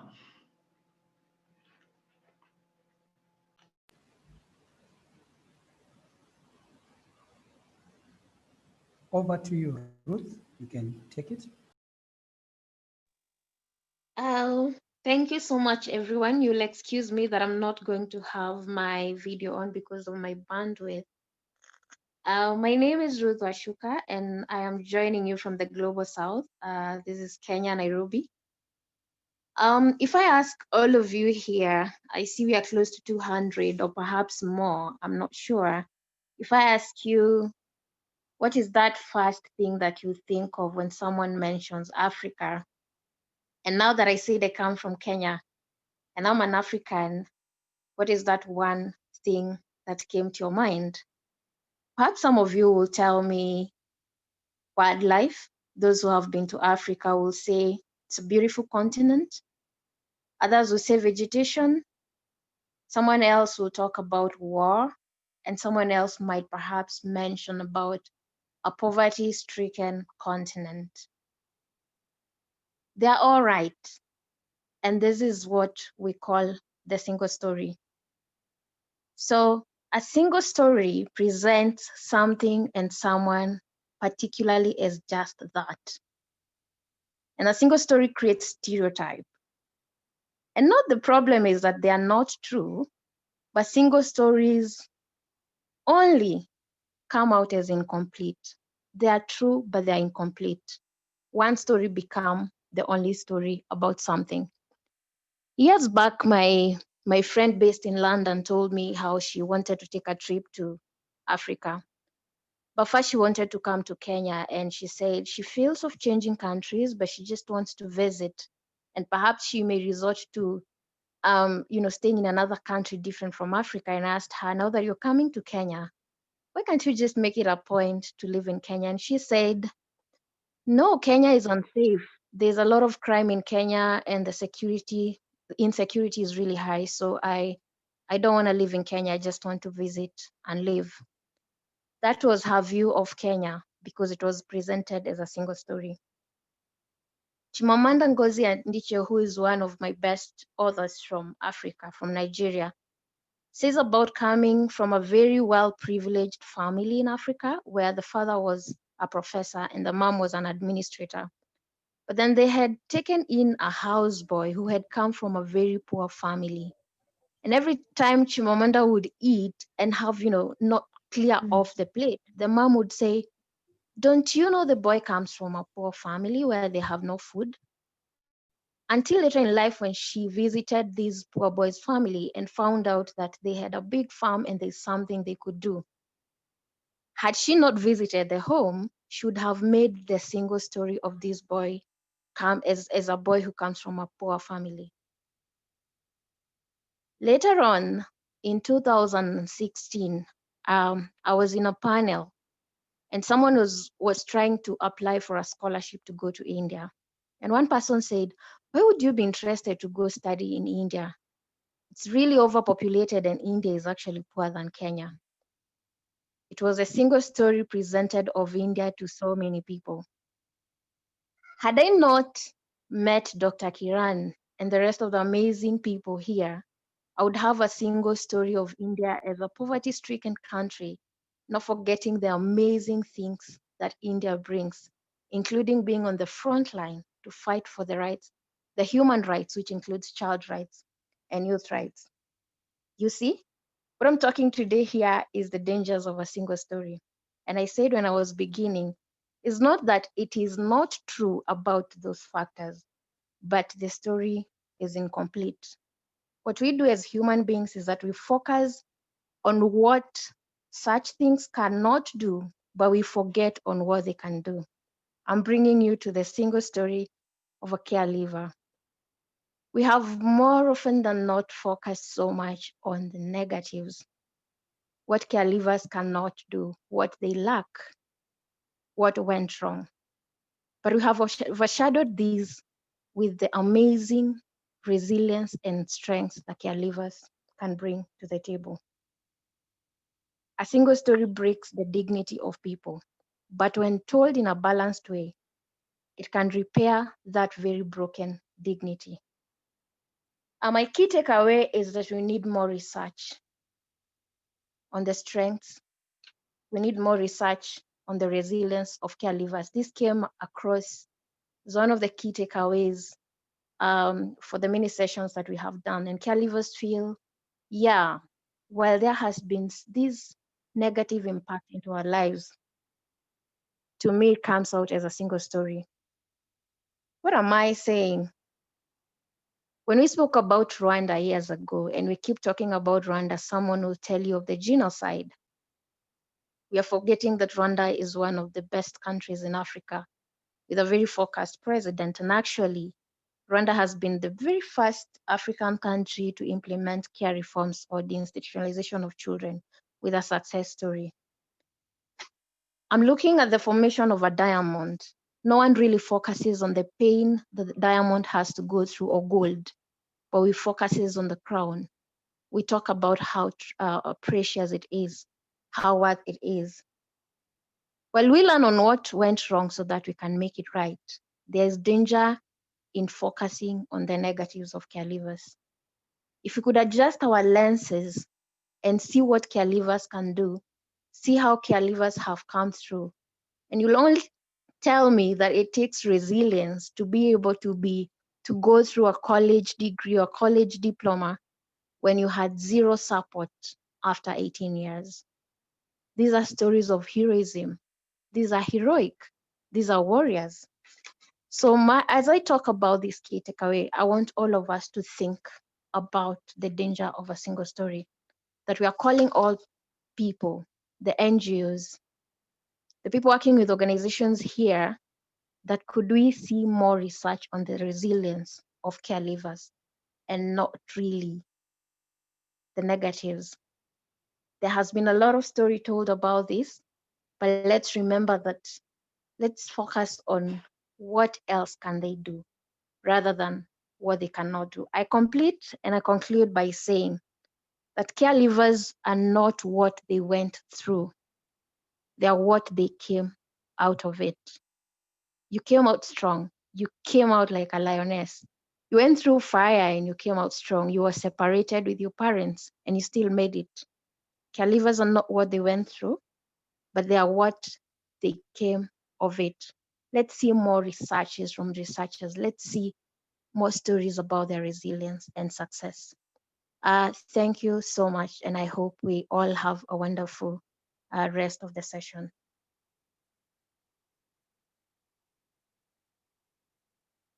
I am calling the next speaker, who I think is Jack.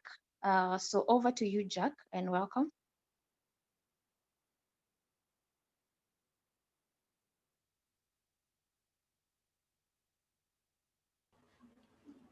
Thank you so much. I hope I'm being heard by everyone. Hello? Yes, Jack, you can continue. We are hearing you. You can continue. Oh, okay. Thank you so much, Ruth. Your presentation was heart-touching. It moved me seriously, but thanks for that. God bless you. Actually, I'd earlier on started my presentation, but I will just move through briefly because I know part of this has also been mentioned already by the people that came previously. My name is Sabiti Jack from Uganda. I am representing the Uganda Caregivers Association. I am supposed to discuss a topic that is just right on the, just on the slide saying that 25 years should be the new 18, soft landing from Planet Youth Care to Planet Earth. I definitely say that 25 years would be good, but I would suggest that possibly 23, possibly 21 to 23 would be the best, so that the remaining few years should be for the support that we need for us like to face the world, because we realize that when you as a caregiver is released from the age of 18 downwards, you find that it is really very hard for them to.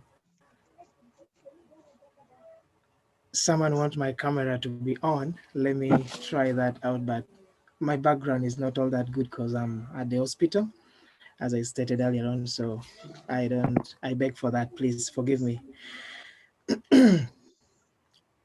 So, as I was saying earlier on, I was saying that. Sorry, someone is on the background.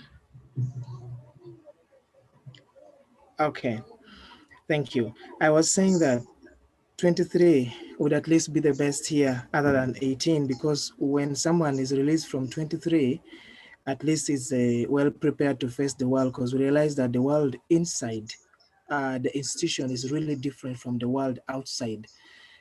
So life in is a little little different from the world outside. So we believe that when someone is already 3 years, that person can really face the world and really look at it and handle it properly with all its problems. But still, this person will also need some help and some support with the time, because we have realized that the complete care should, at the institution should at least stop at 23 years, not 18, so that the next 2 or more remaining years should be used to be like to provide semi-support to the caregivers. And alongside that, the semi-support here, most of us, my colleague have already talked about things to do with education, because we realize that we need really bursaries or scholarship to come out to help us, because we realize that most of us leave these care facilities or institutions and then come out, we find that we don't have a clear kind of educational background. But we need these bursaries, we need this scholarship, we need these fundings to help us push on with education, so that by all means we find at least that we can have a future.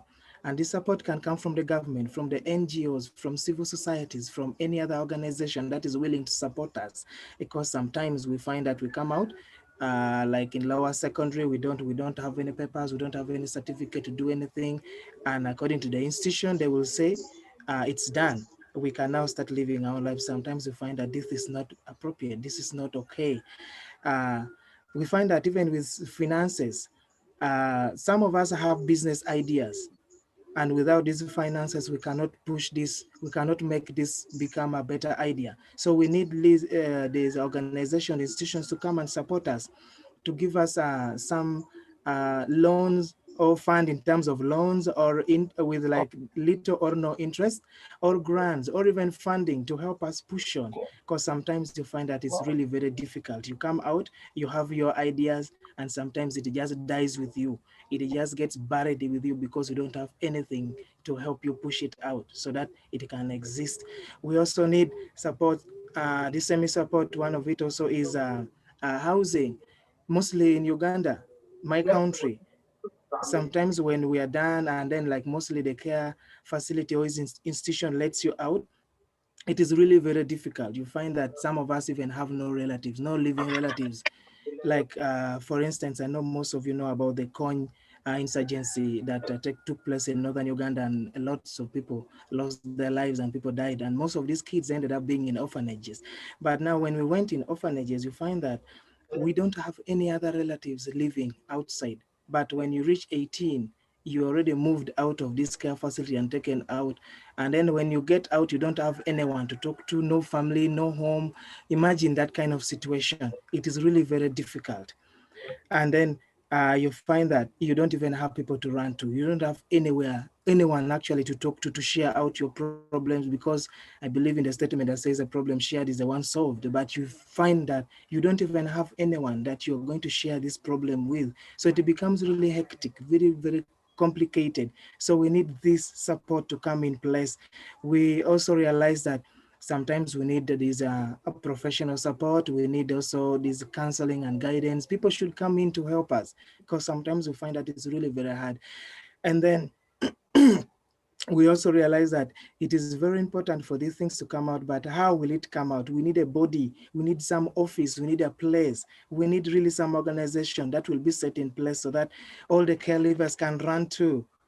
When you're stuck, when you don't have a job, when you've struggled with the life, when you see things not coming out, things not adding up for you, you really have an office, you need to have a body, you really have a place, you really have an organization that you can run to, and that when you run to, you can get help. You can, when like you run to them, your problems can somehow be solved. And then you realize that some example on this, you realize that some of us finished our courses, and then like some of us who did nursing, you realize that you finish nursing course, you have your papers, you have the documents, but you cannot get a job.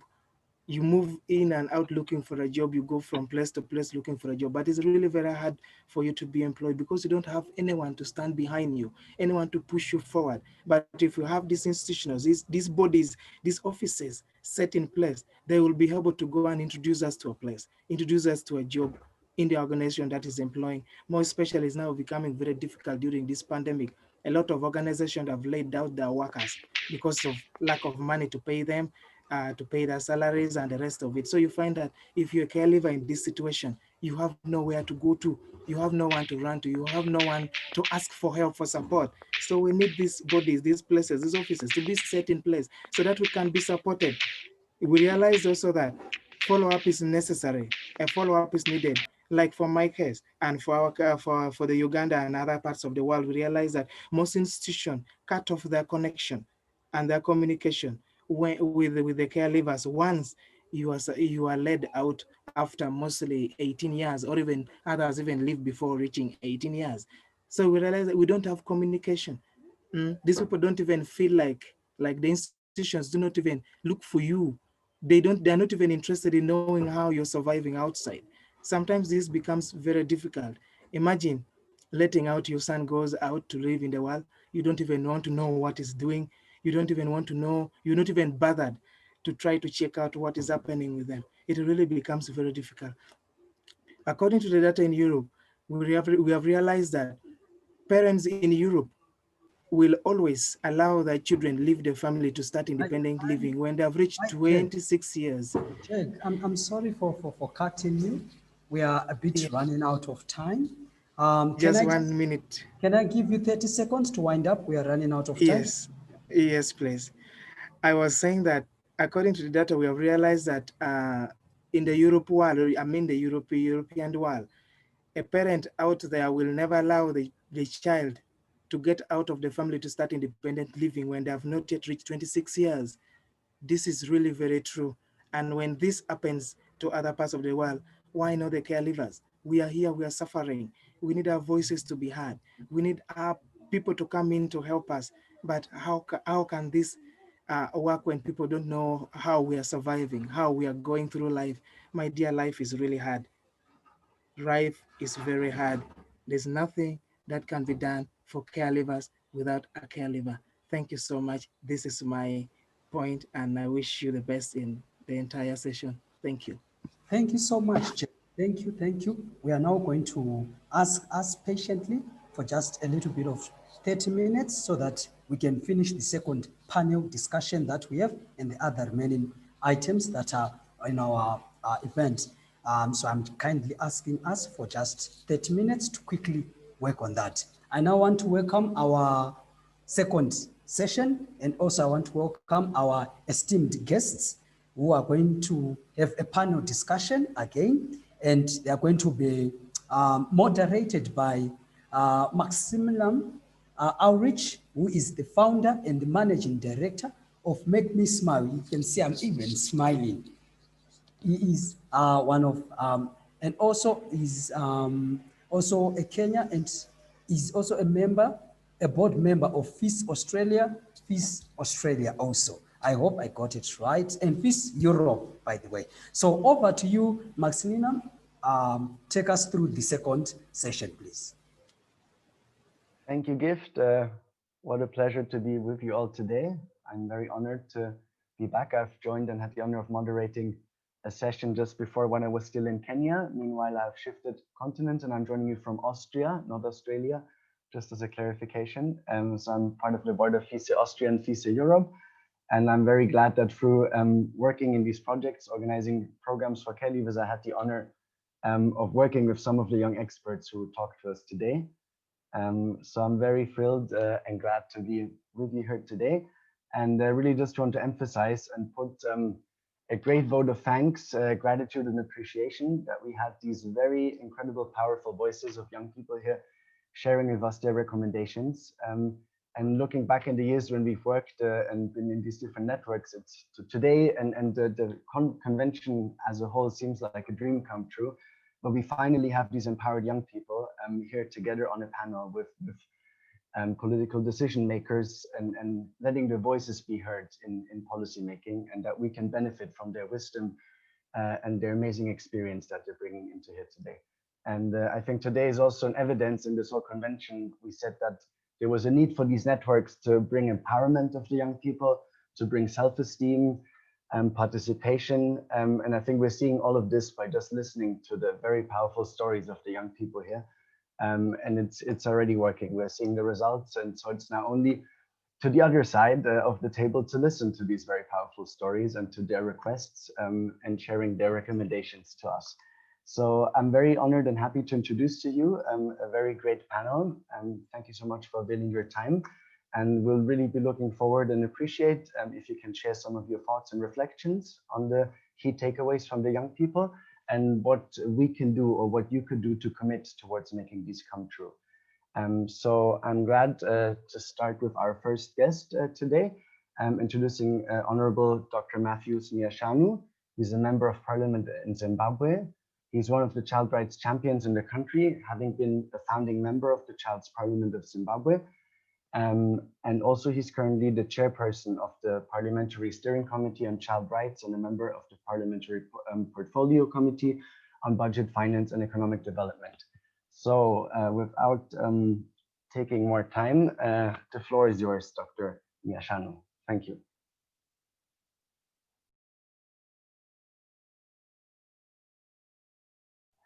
Sorry, I think you're on microphone. We need to switch on your microphone.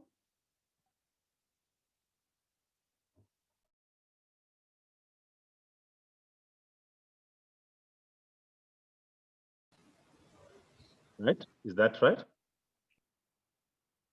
Is that okay? Yes, Perfect. wonderful. Thank you. Can I carry on? Please Is go it ahead. okay? Thank you. Yeah. Firstly, I want to thank the conveners of this convention to say thank you so much for this wonderful conference. I must say we share the same desire to see an improvement in the quality of life of our children. And we at policy level would want to see improvements in policies, improvements in laws, our national laws, our regional laws, and even at global level. See that the quality of life that our children live is improved. If I may take you back, if I may take you to the context of Zimbabwe. Yes, we do have quite a number of challenges with regards to care leavers, particularly when one wants to examine our socio-economic environment, in which over the last 2 decades, situations have been deteriorating in care facilities. And the children living these care facilities are facing serious challenges, especially those who are living at the age of 18. They become mostly street kids because they have nowhere to go. But what we are trying to do as policymakers in the country is to ensure that we change the age of 18 to the age of 22, so that we then be able to provide the necessary skills. There will be time to provide the necessary skills to the child before the child is sent to the world.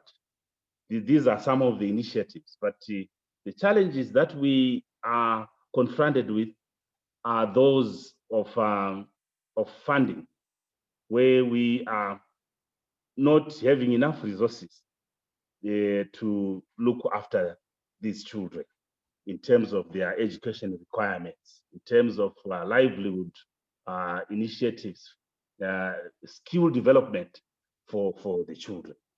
So these are some of the challenges that we are facing. But yes, we are trying to look at the Children's Act and see how it can be changed so that it accommodates children, so that they are not prematurely sent out to the streets. We are also encouraging government support to children living in residential care facilities. And we are also encouraging government support to young adults upon discharge from residential care facilities.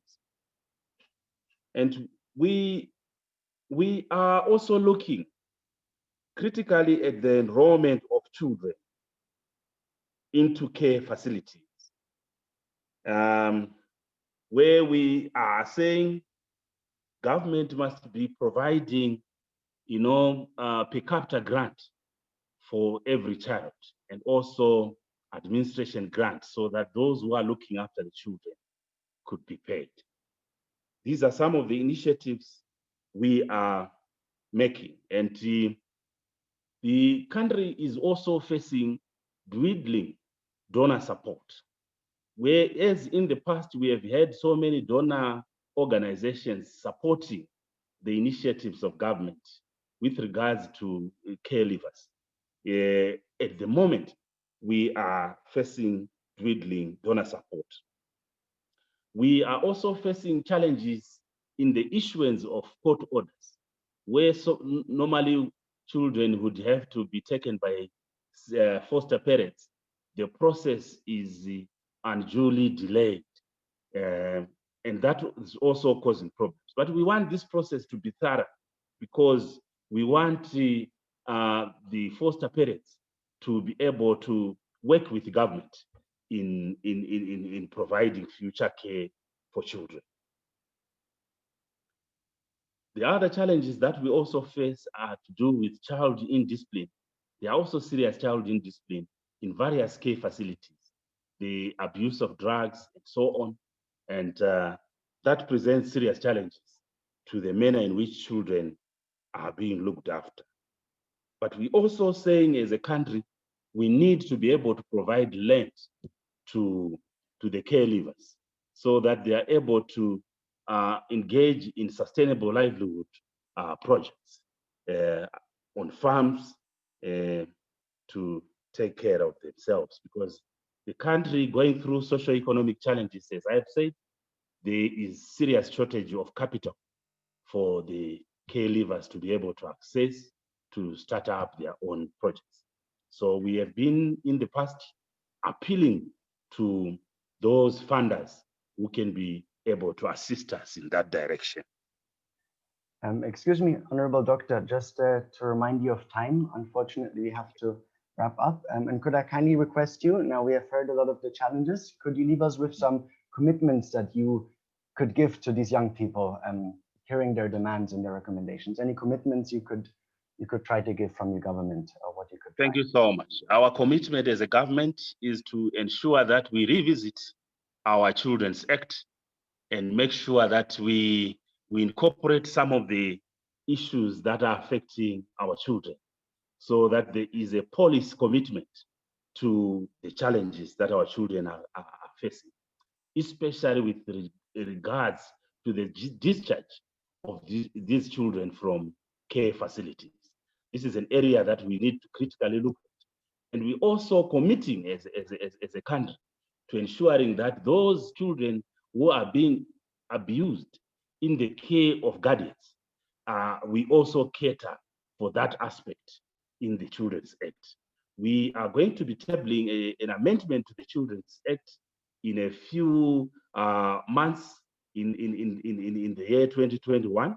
We are going to be tabling that children's amendment bill to ensure that we make the necessary changes, the changes that enhance the rights, protection, and welfare of children.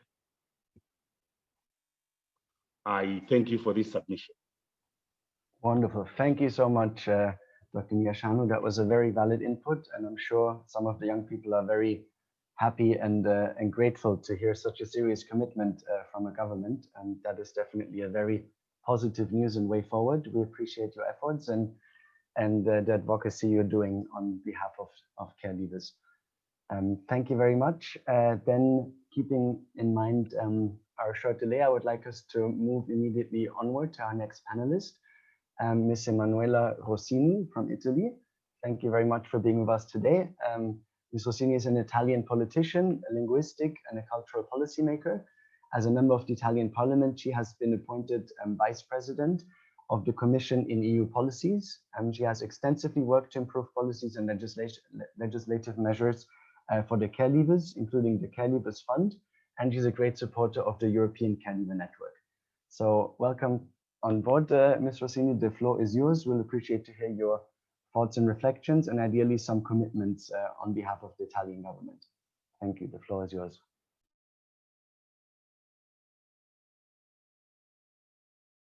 Sorry, your microphone still seems to be off. Kindly switch on your microphone.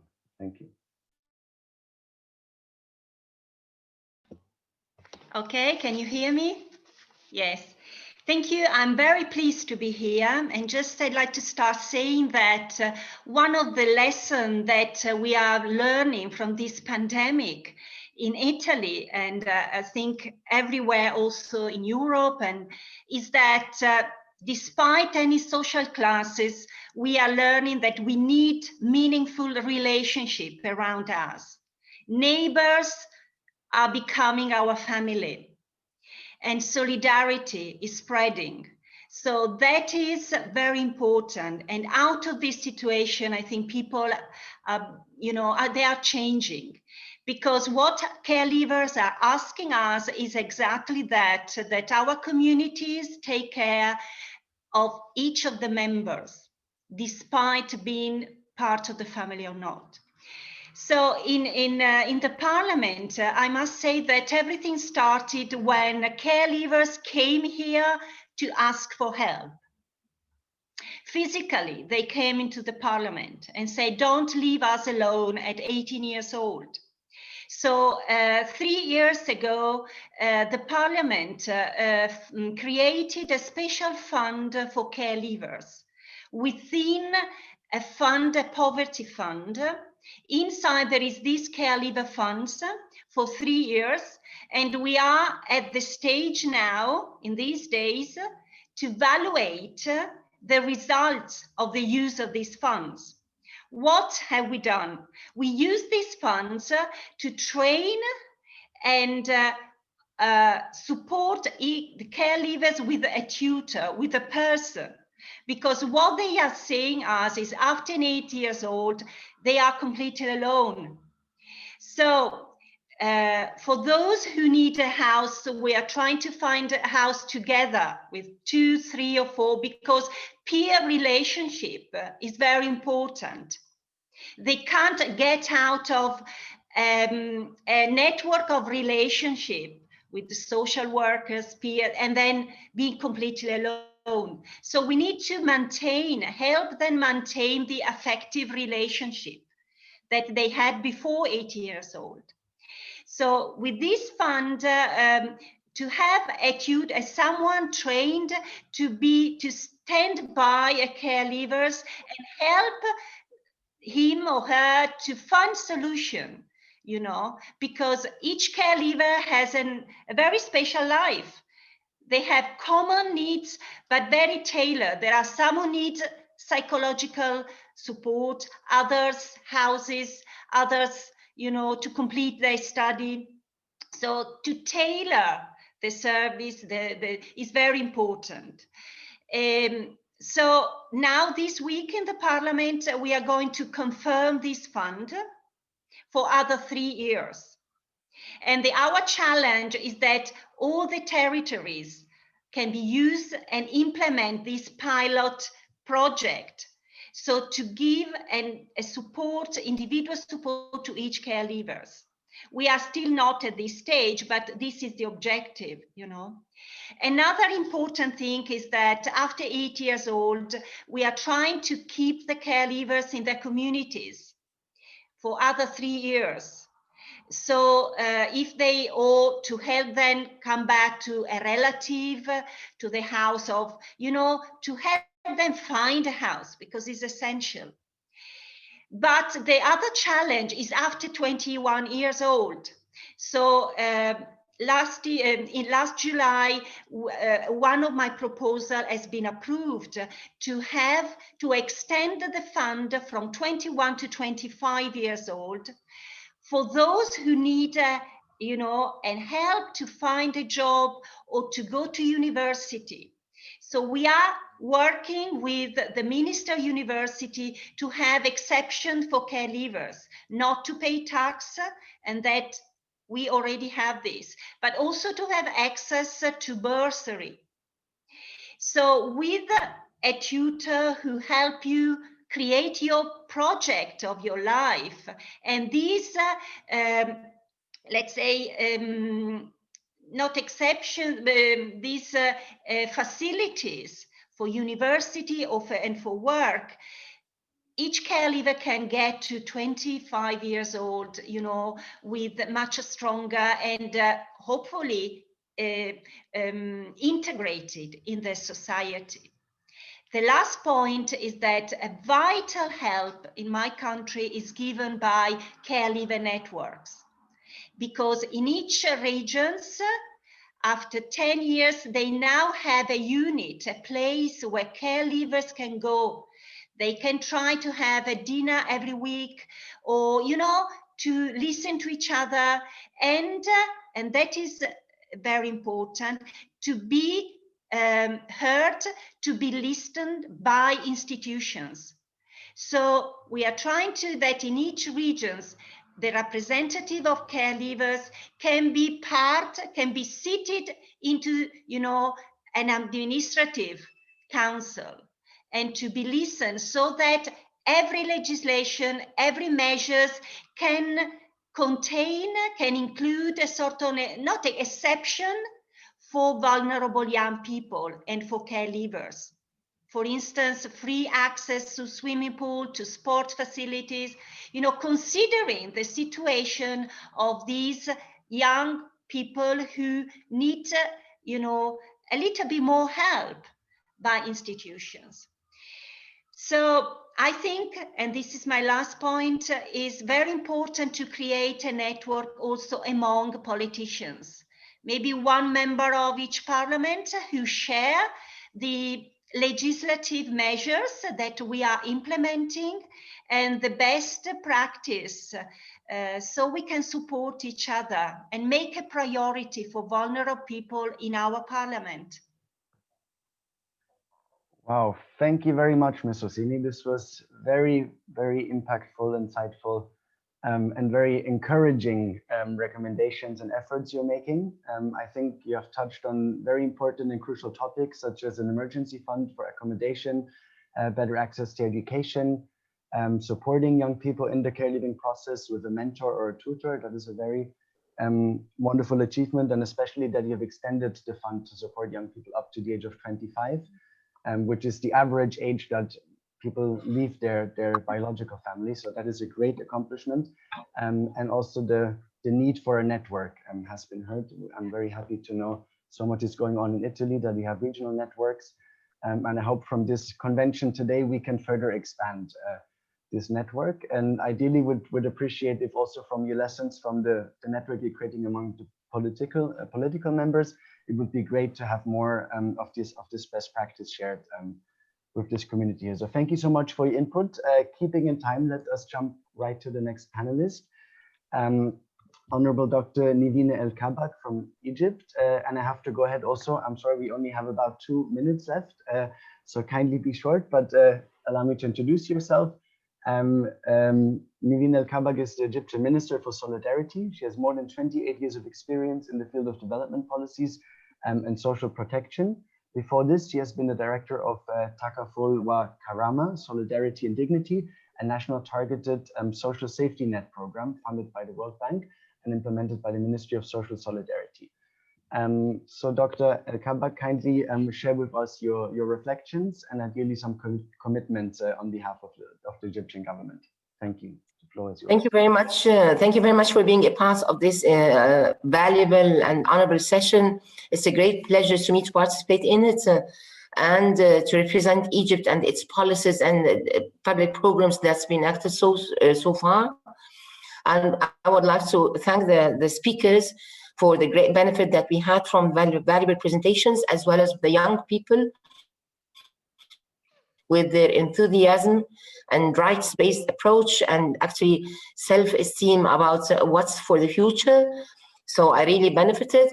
I always, I just, before I start, I want to pass my recognition and valuing for the young people who are really strong, who persistent, resilient, courageous, audacity for their passing through whatever they pass through. But I always say that there's always a new beginning. So don't get yourself to be down. Don't get yourself to be the sense of being victimized. Everybody passed through challenges. Big support for you.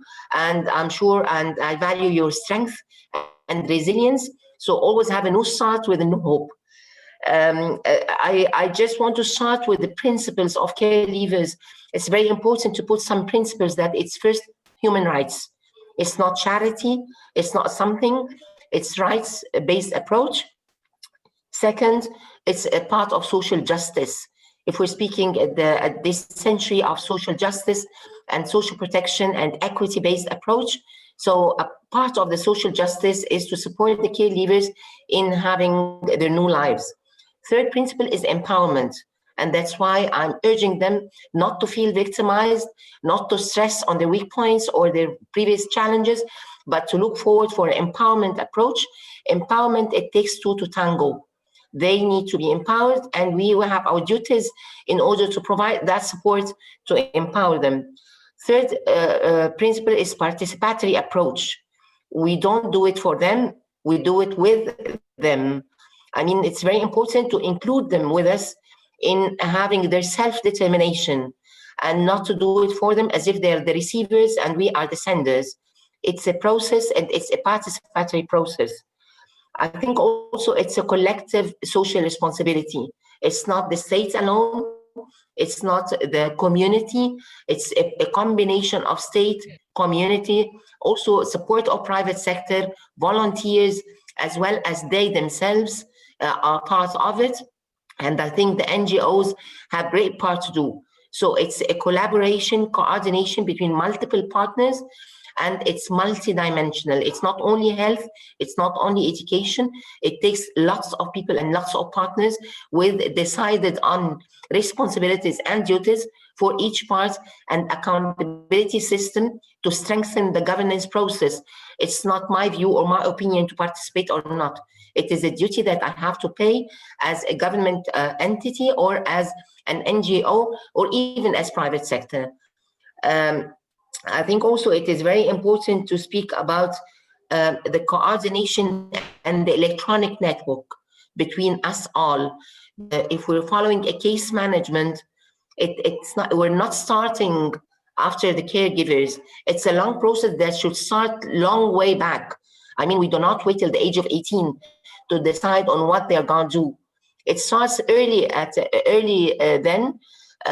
start of their childhood, and it needs us all to network, and not to network through meetings, but to network through a database, a unified database that actually gets all people together to know with their ID numbers, all their history, or their cases, or their specific and tailored interventions. So without these electronic networks between us all, with a checklist of different dimensions of interventions, it's going to be very tough for them and very tough for us. And everybody will be running in certain routes out of good intentions, not out of bad intentions, but we're not meeting each other. And eventually, the multidimensional approach will be missing in the care leaving policies. the last thing I speak about, not only the principles, but the core issues that need to be stressed on is the policies, the legal part of it.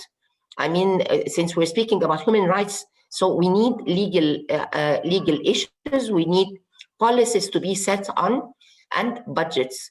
I can understand my colleague who just had his comment, the issue of budget. In general, governments see that physical investment is capital, but social investment is spending. On the contrary, it's investments again, but it's investment in human capital. So the issue is that most of the governments see this as a burden. It's not a burden. It is investment in human capital. It depends on the way how I see it. So the cost-benefit analysis for this is very important to be there. I think the issue of having budgets to be allocated, whether it's budget in the government itself or it's a fund, a national fund, but I mean, we should not wait and then look for the resources. The resources have to be planned and secured in advance. I think also it is a process, as I said, that needs regular planning and regular revising of this planning with a tailored approach for each case according to the specificity of this case. We need a transition period before just the leaving part. I mean, it's not just they wake up in the morning and then they leave. I think having a transition period and preparatory and rehab in order to meet their lives independently is very important. Having their choice and their specification, as I said, it's very important to look into the different groups, like people with disabilities, like gender, especially the women who get their divorce.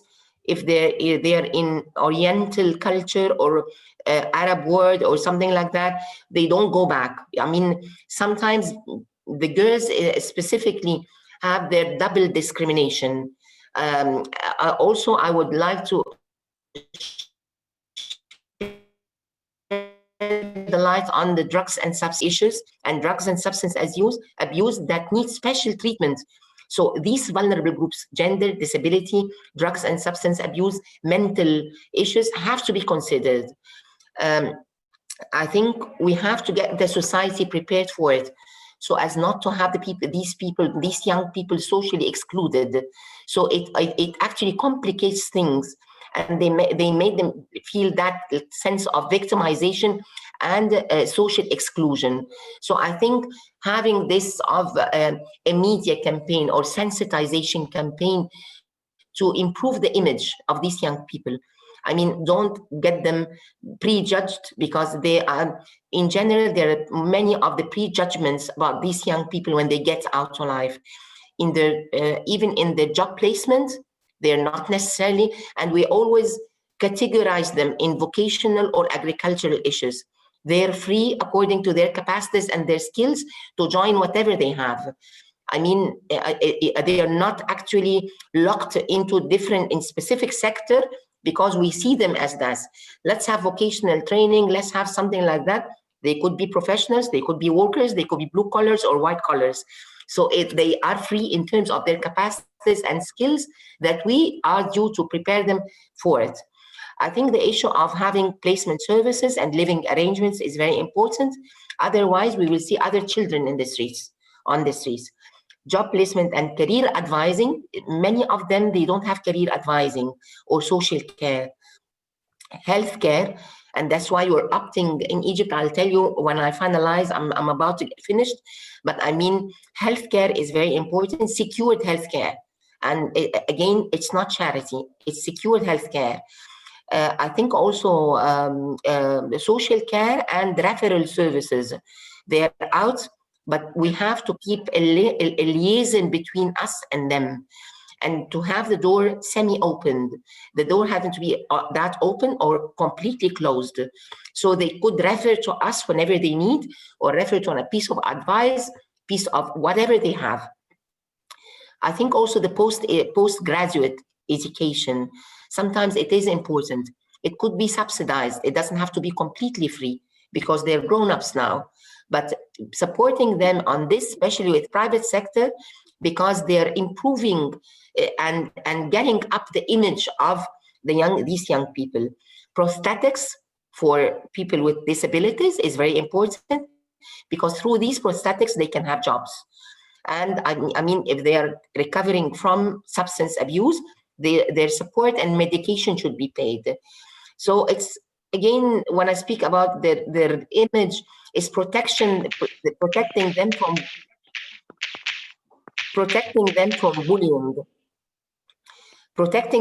bullying, and putting with them their future plans, especially that they're about to constitute a new family life.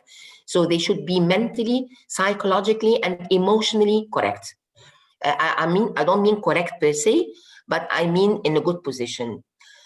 I think tracing them, as we have automated case management, tracing where they are, we look for them and we ensure that they are in the right place.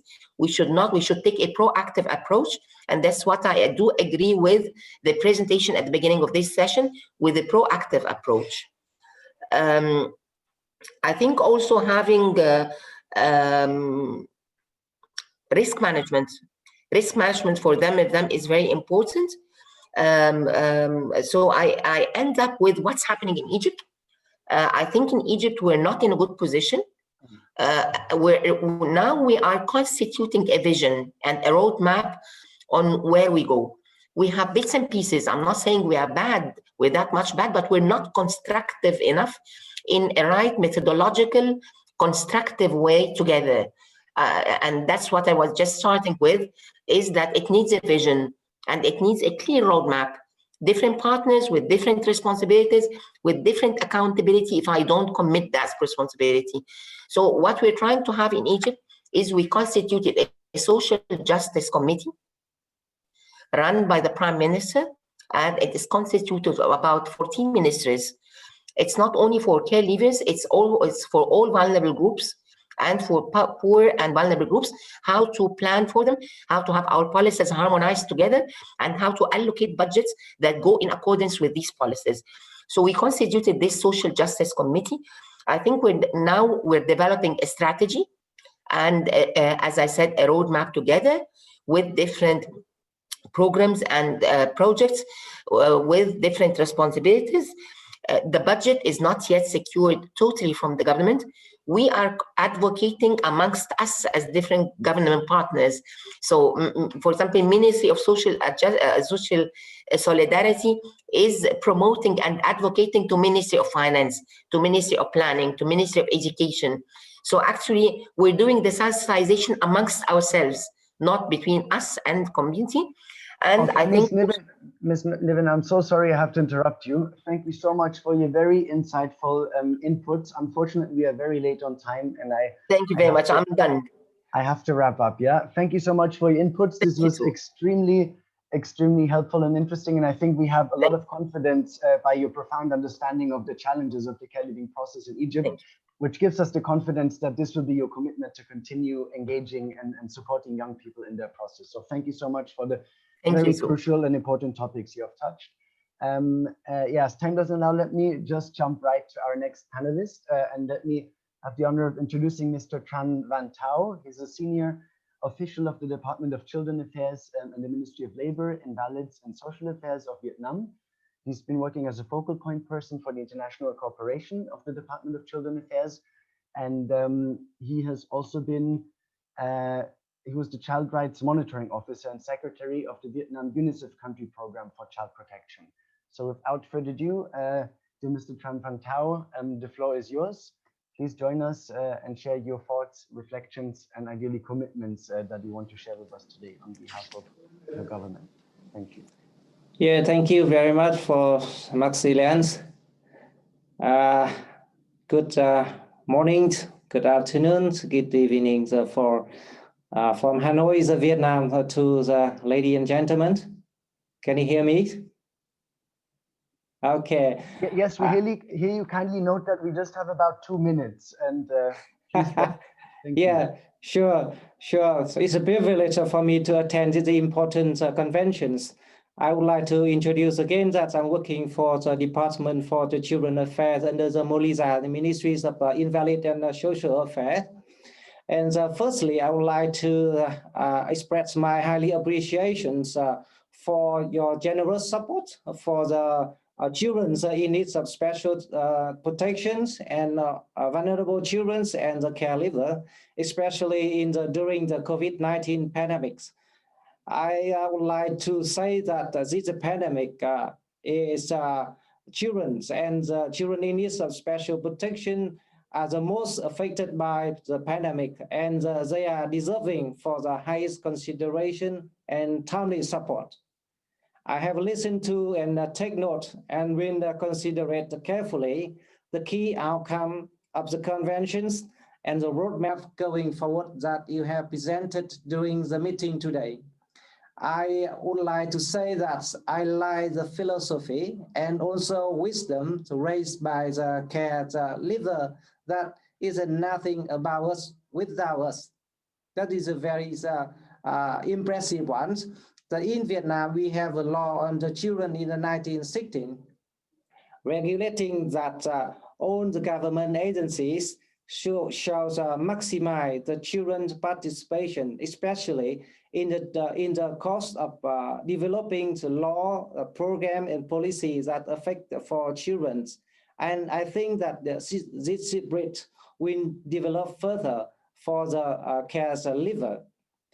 In the DCAs is the governing body under the MOLISA is implementing the functions on the state management on the children's.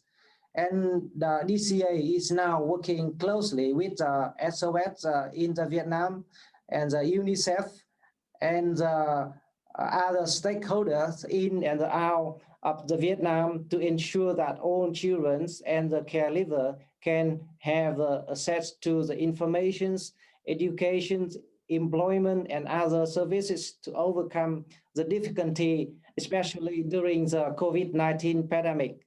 And it is a missions, not of a single body, but it's every agency, and not only one country, but the other country as well. I think that we should have a common platform to expand our network to have a better protection for the caregiver. I would like to tell the caregivers that we are with you and we will try our best to do more than what we have already done to improve the quality of childcare in the alternative care system. I would like to express my gratefulness to you and all your generous support. We are so willing to ready to continue our in-country collaboration and global partnership to support the children in general and the caregivers in the Vietnam. The last thing I would like to say that I believe strongly that we are doing well for children, and the caregiver is making the valuable contribution to strengthening the network for caregiver and make the world is better for not only caregiver but also for children. I would like to say thank you very much again for hosting or organizing this important convention, and hope to meet you not virtual meeting but offline meeting to share more attractive experiences and also the good learning from around the world. Thank you very much. Thank you so much, Mr. Tao, especially for keeping time in this situation. We'll appreciate your inputs, and it was very encouraging to hear what is going on in Vietnam and that you are committed strong towards improving the situation for young care leaders in your country. Thank you so much for your work and for joining us today. Let me move right on and take this opportunity to introduce our last panelist, Dr. Rinchen Choppel. Thank you very much for joining us today. Dr. Choppel is the Director General of the South Asia Initiative to End Violence Against Children. He enjoys high regards as an expert on gender, human rights, and in particular as a key champion of child rights and ending violence against children. And he's also a member of the UNCRC committee and will serve from 2021 to 2025. So thank you very much for joining us today, and we'll appreciate your reflections and commitments to improve the care leading process in your country. Thank you. Thank you, Honorable Moderator. So I assume I still have about 60 seconds. We would kindly, we'll give you 4 minutes. Yeah, but that's more than sufficient. Everything that has to be said has been said. And for me, this whole afternoon was one afternoon of great learning. I, in fact, feel so enlightened with the fact that I, despite my 30 years plus work in the child rights world, there was so, little I knew about this whole spectrum and challenges, issues, and the universe of the child caregivers. And I'm so grateful that I have this opportunity. I thank Udayan Care, particularly Dr. Kiran, with whom I have had the privilege of long association. And she has been a source of great inspiration for me. And I also thank all those behind, of course, also SOS International, with whom I work very closely, and all those agencies who have been supporting this convention, and all those invisible faces who are critical to make a convention like this successful. I'm not going to get into what SIVOC does, the South Asia Initiative to End Violence Against Children, but I definitely want to confirm, reassure all the child care leavers that in the days to come, I will take this up bilaterally with Udayan Care as well as SOS and others to see what SIVOC can do and what I can do in the South Asia region level. But I want to assure all of you that the takeaways that were presented, the type of rationalization, the justification, the philosophy, the realism and the emotional, the impact that has been presented in the reasons why these takeaways are so crucial, I think has been really powerful for me. And I want to reassure you that as I go to, take my position in the UNCRC committee, you have an advocate, a friend in the CRC committee to take these takeaways forward. And I will make sure that I link with all my committee members within the CRC as well as beyond the CRC to lobby for the takeaways to be rationalized and mainstreamed into different countries' policies and support systems. I will get better insights and guidance from Dr. Kiran and SOS colleagues. And I'm sure I'll be better prepared when I get to the committee. As you know, there is this general discussion on child rights and alternative care, which was postponed. And I think I'll be just in time in the committee when these discussions take place.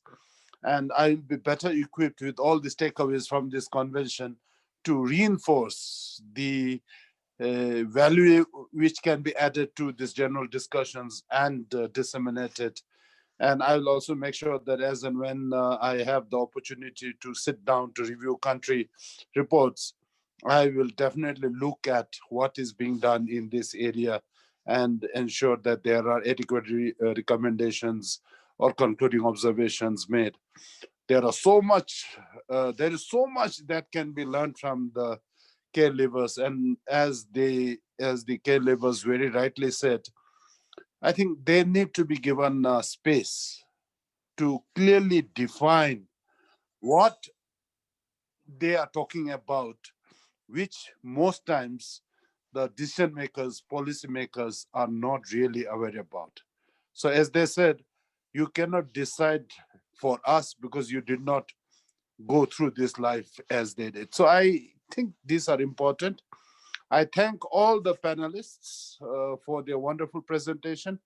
I also want to thank all the caregivers, the young presenters who put so much life into, these takeaways, which so much for someone like me who is involved in this type of work all the time to learn from. And I am sure that this afternoon session will, help me to redefine my thought processes, redefine the way I work and approach the subject matter, and move this issue forward. I want to, from the land of gross national happiness, give you a commitment that I will definitely be your voice and your ambassador in the CRC committee and in the treaty body networks. Thank you very much for the opportunity. Have a wonderful day. And I look forward to future interactions and hopefully see you all not just online, but face-to-face in real life. Thank you very much. Thank you so much, Dr. Rinchen. This was very encouraging, and I think you leave us with a lot of hope and positive way forward, knowing that the care leavers will be represented so well at the UNCRC. This gives us a lot of encouragement. We appreciate your work, and thank you so much for the very important topics you have touched and the commitment that you're making. So since time is not very much on my side, let me leave it here. A lot has been said by very great panelists and very powerful, encouraging and inspiring young people.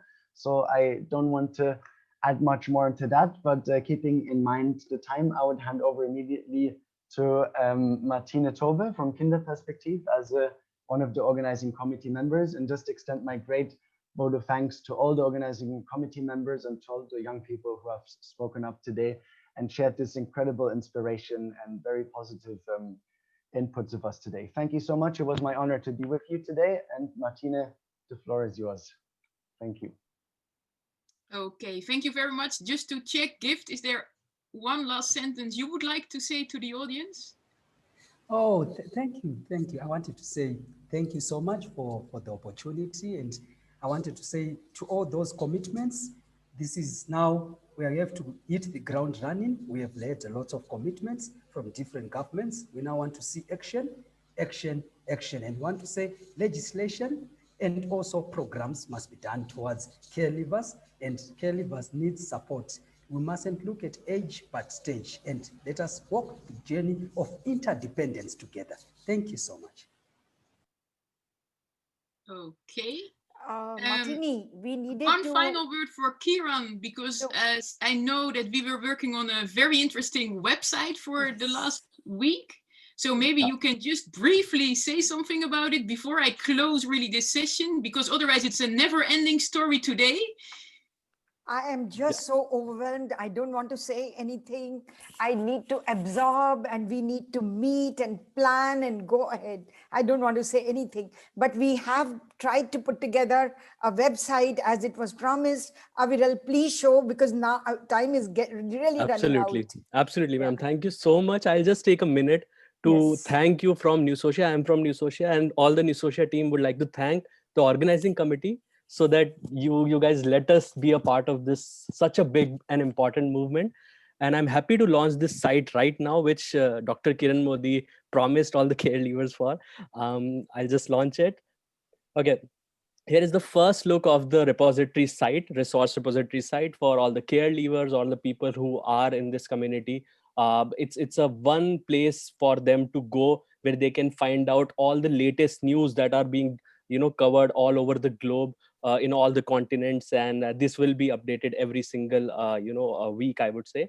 And all of the social medias are integrated here, so whatever is posted there, you can come and visit, see them all at once. All the upcoming events, just like this convention down the line, we'll be also having a lot of events. So all of these will be listed here. You can come, you can register, and you can be a part of those events. And I'll just take a moment to just tell about the team. This is the organizing team which is behind this platform, and what is their mission and their movements. You can read all of this on this particular website. It's live now. It also talks about the declaration. I saw a couple of questions that were coming in regarding the declaration. So all the information that these young care leavers, they sat together and they came out with, and one can come here, read about it. They can read it, and they can also join the declaration. Especially if we talk about the resource section right now, the resource section is divided based on continents. So different continents, different resources are divided into, but our plan is to drill it down based on country region. So if you are a person who is in doing research in care leaving, or you are a person who is a care leaver, you can find all the resources regarding your country here. And in the course section, all the relevant courses for your skilling and training will be listed here.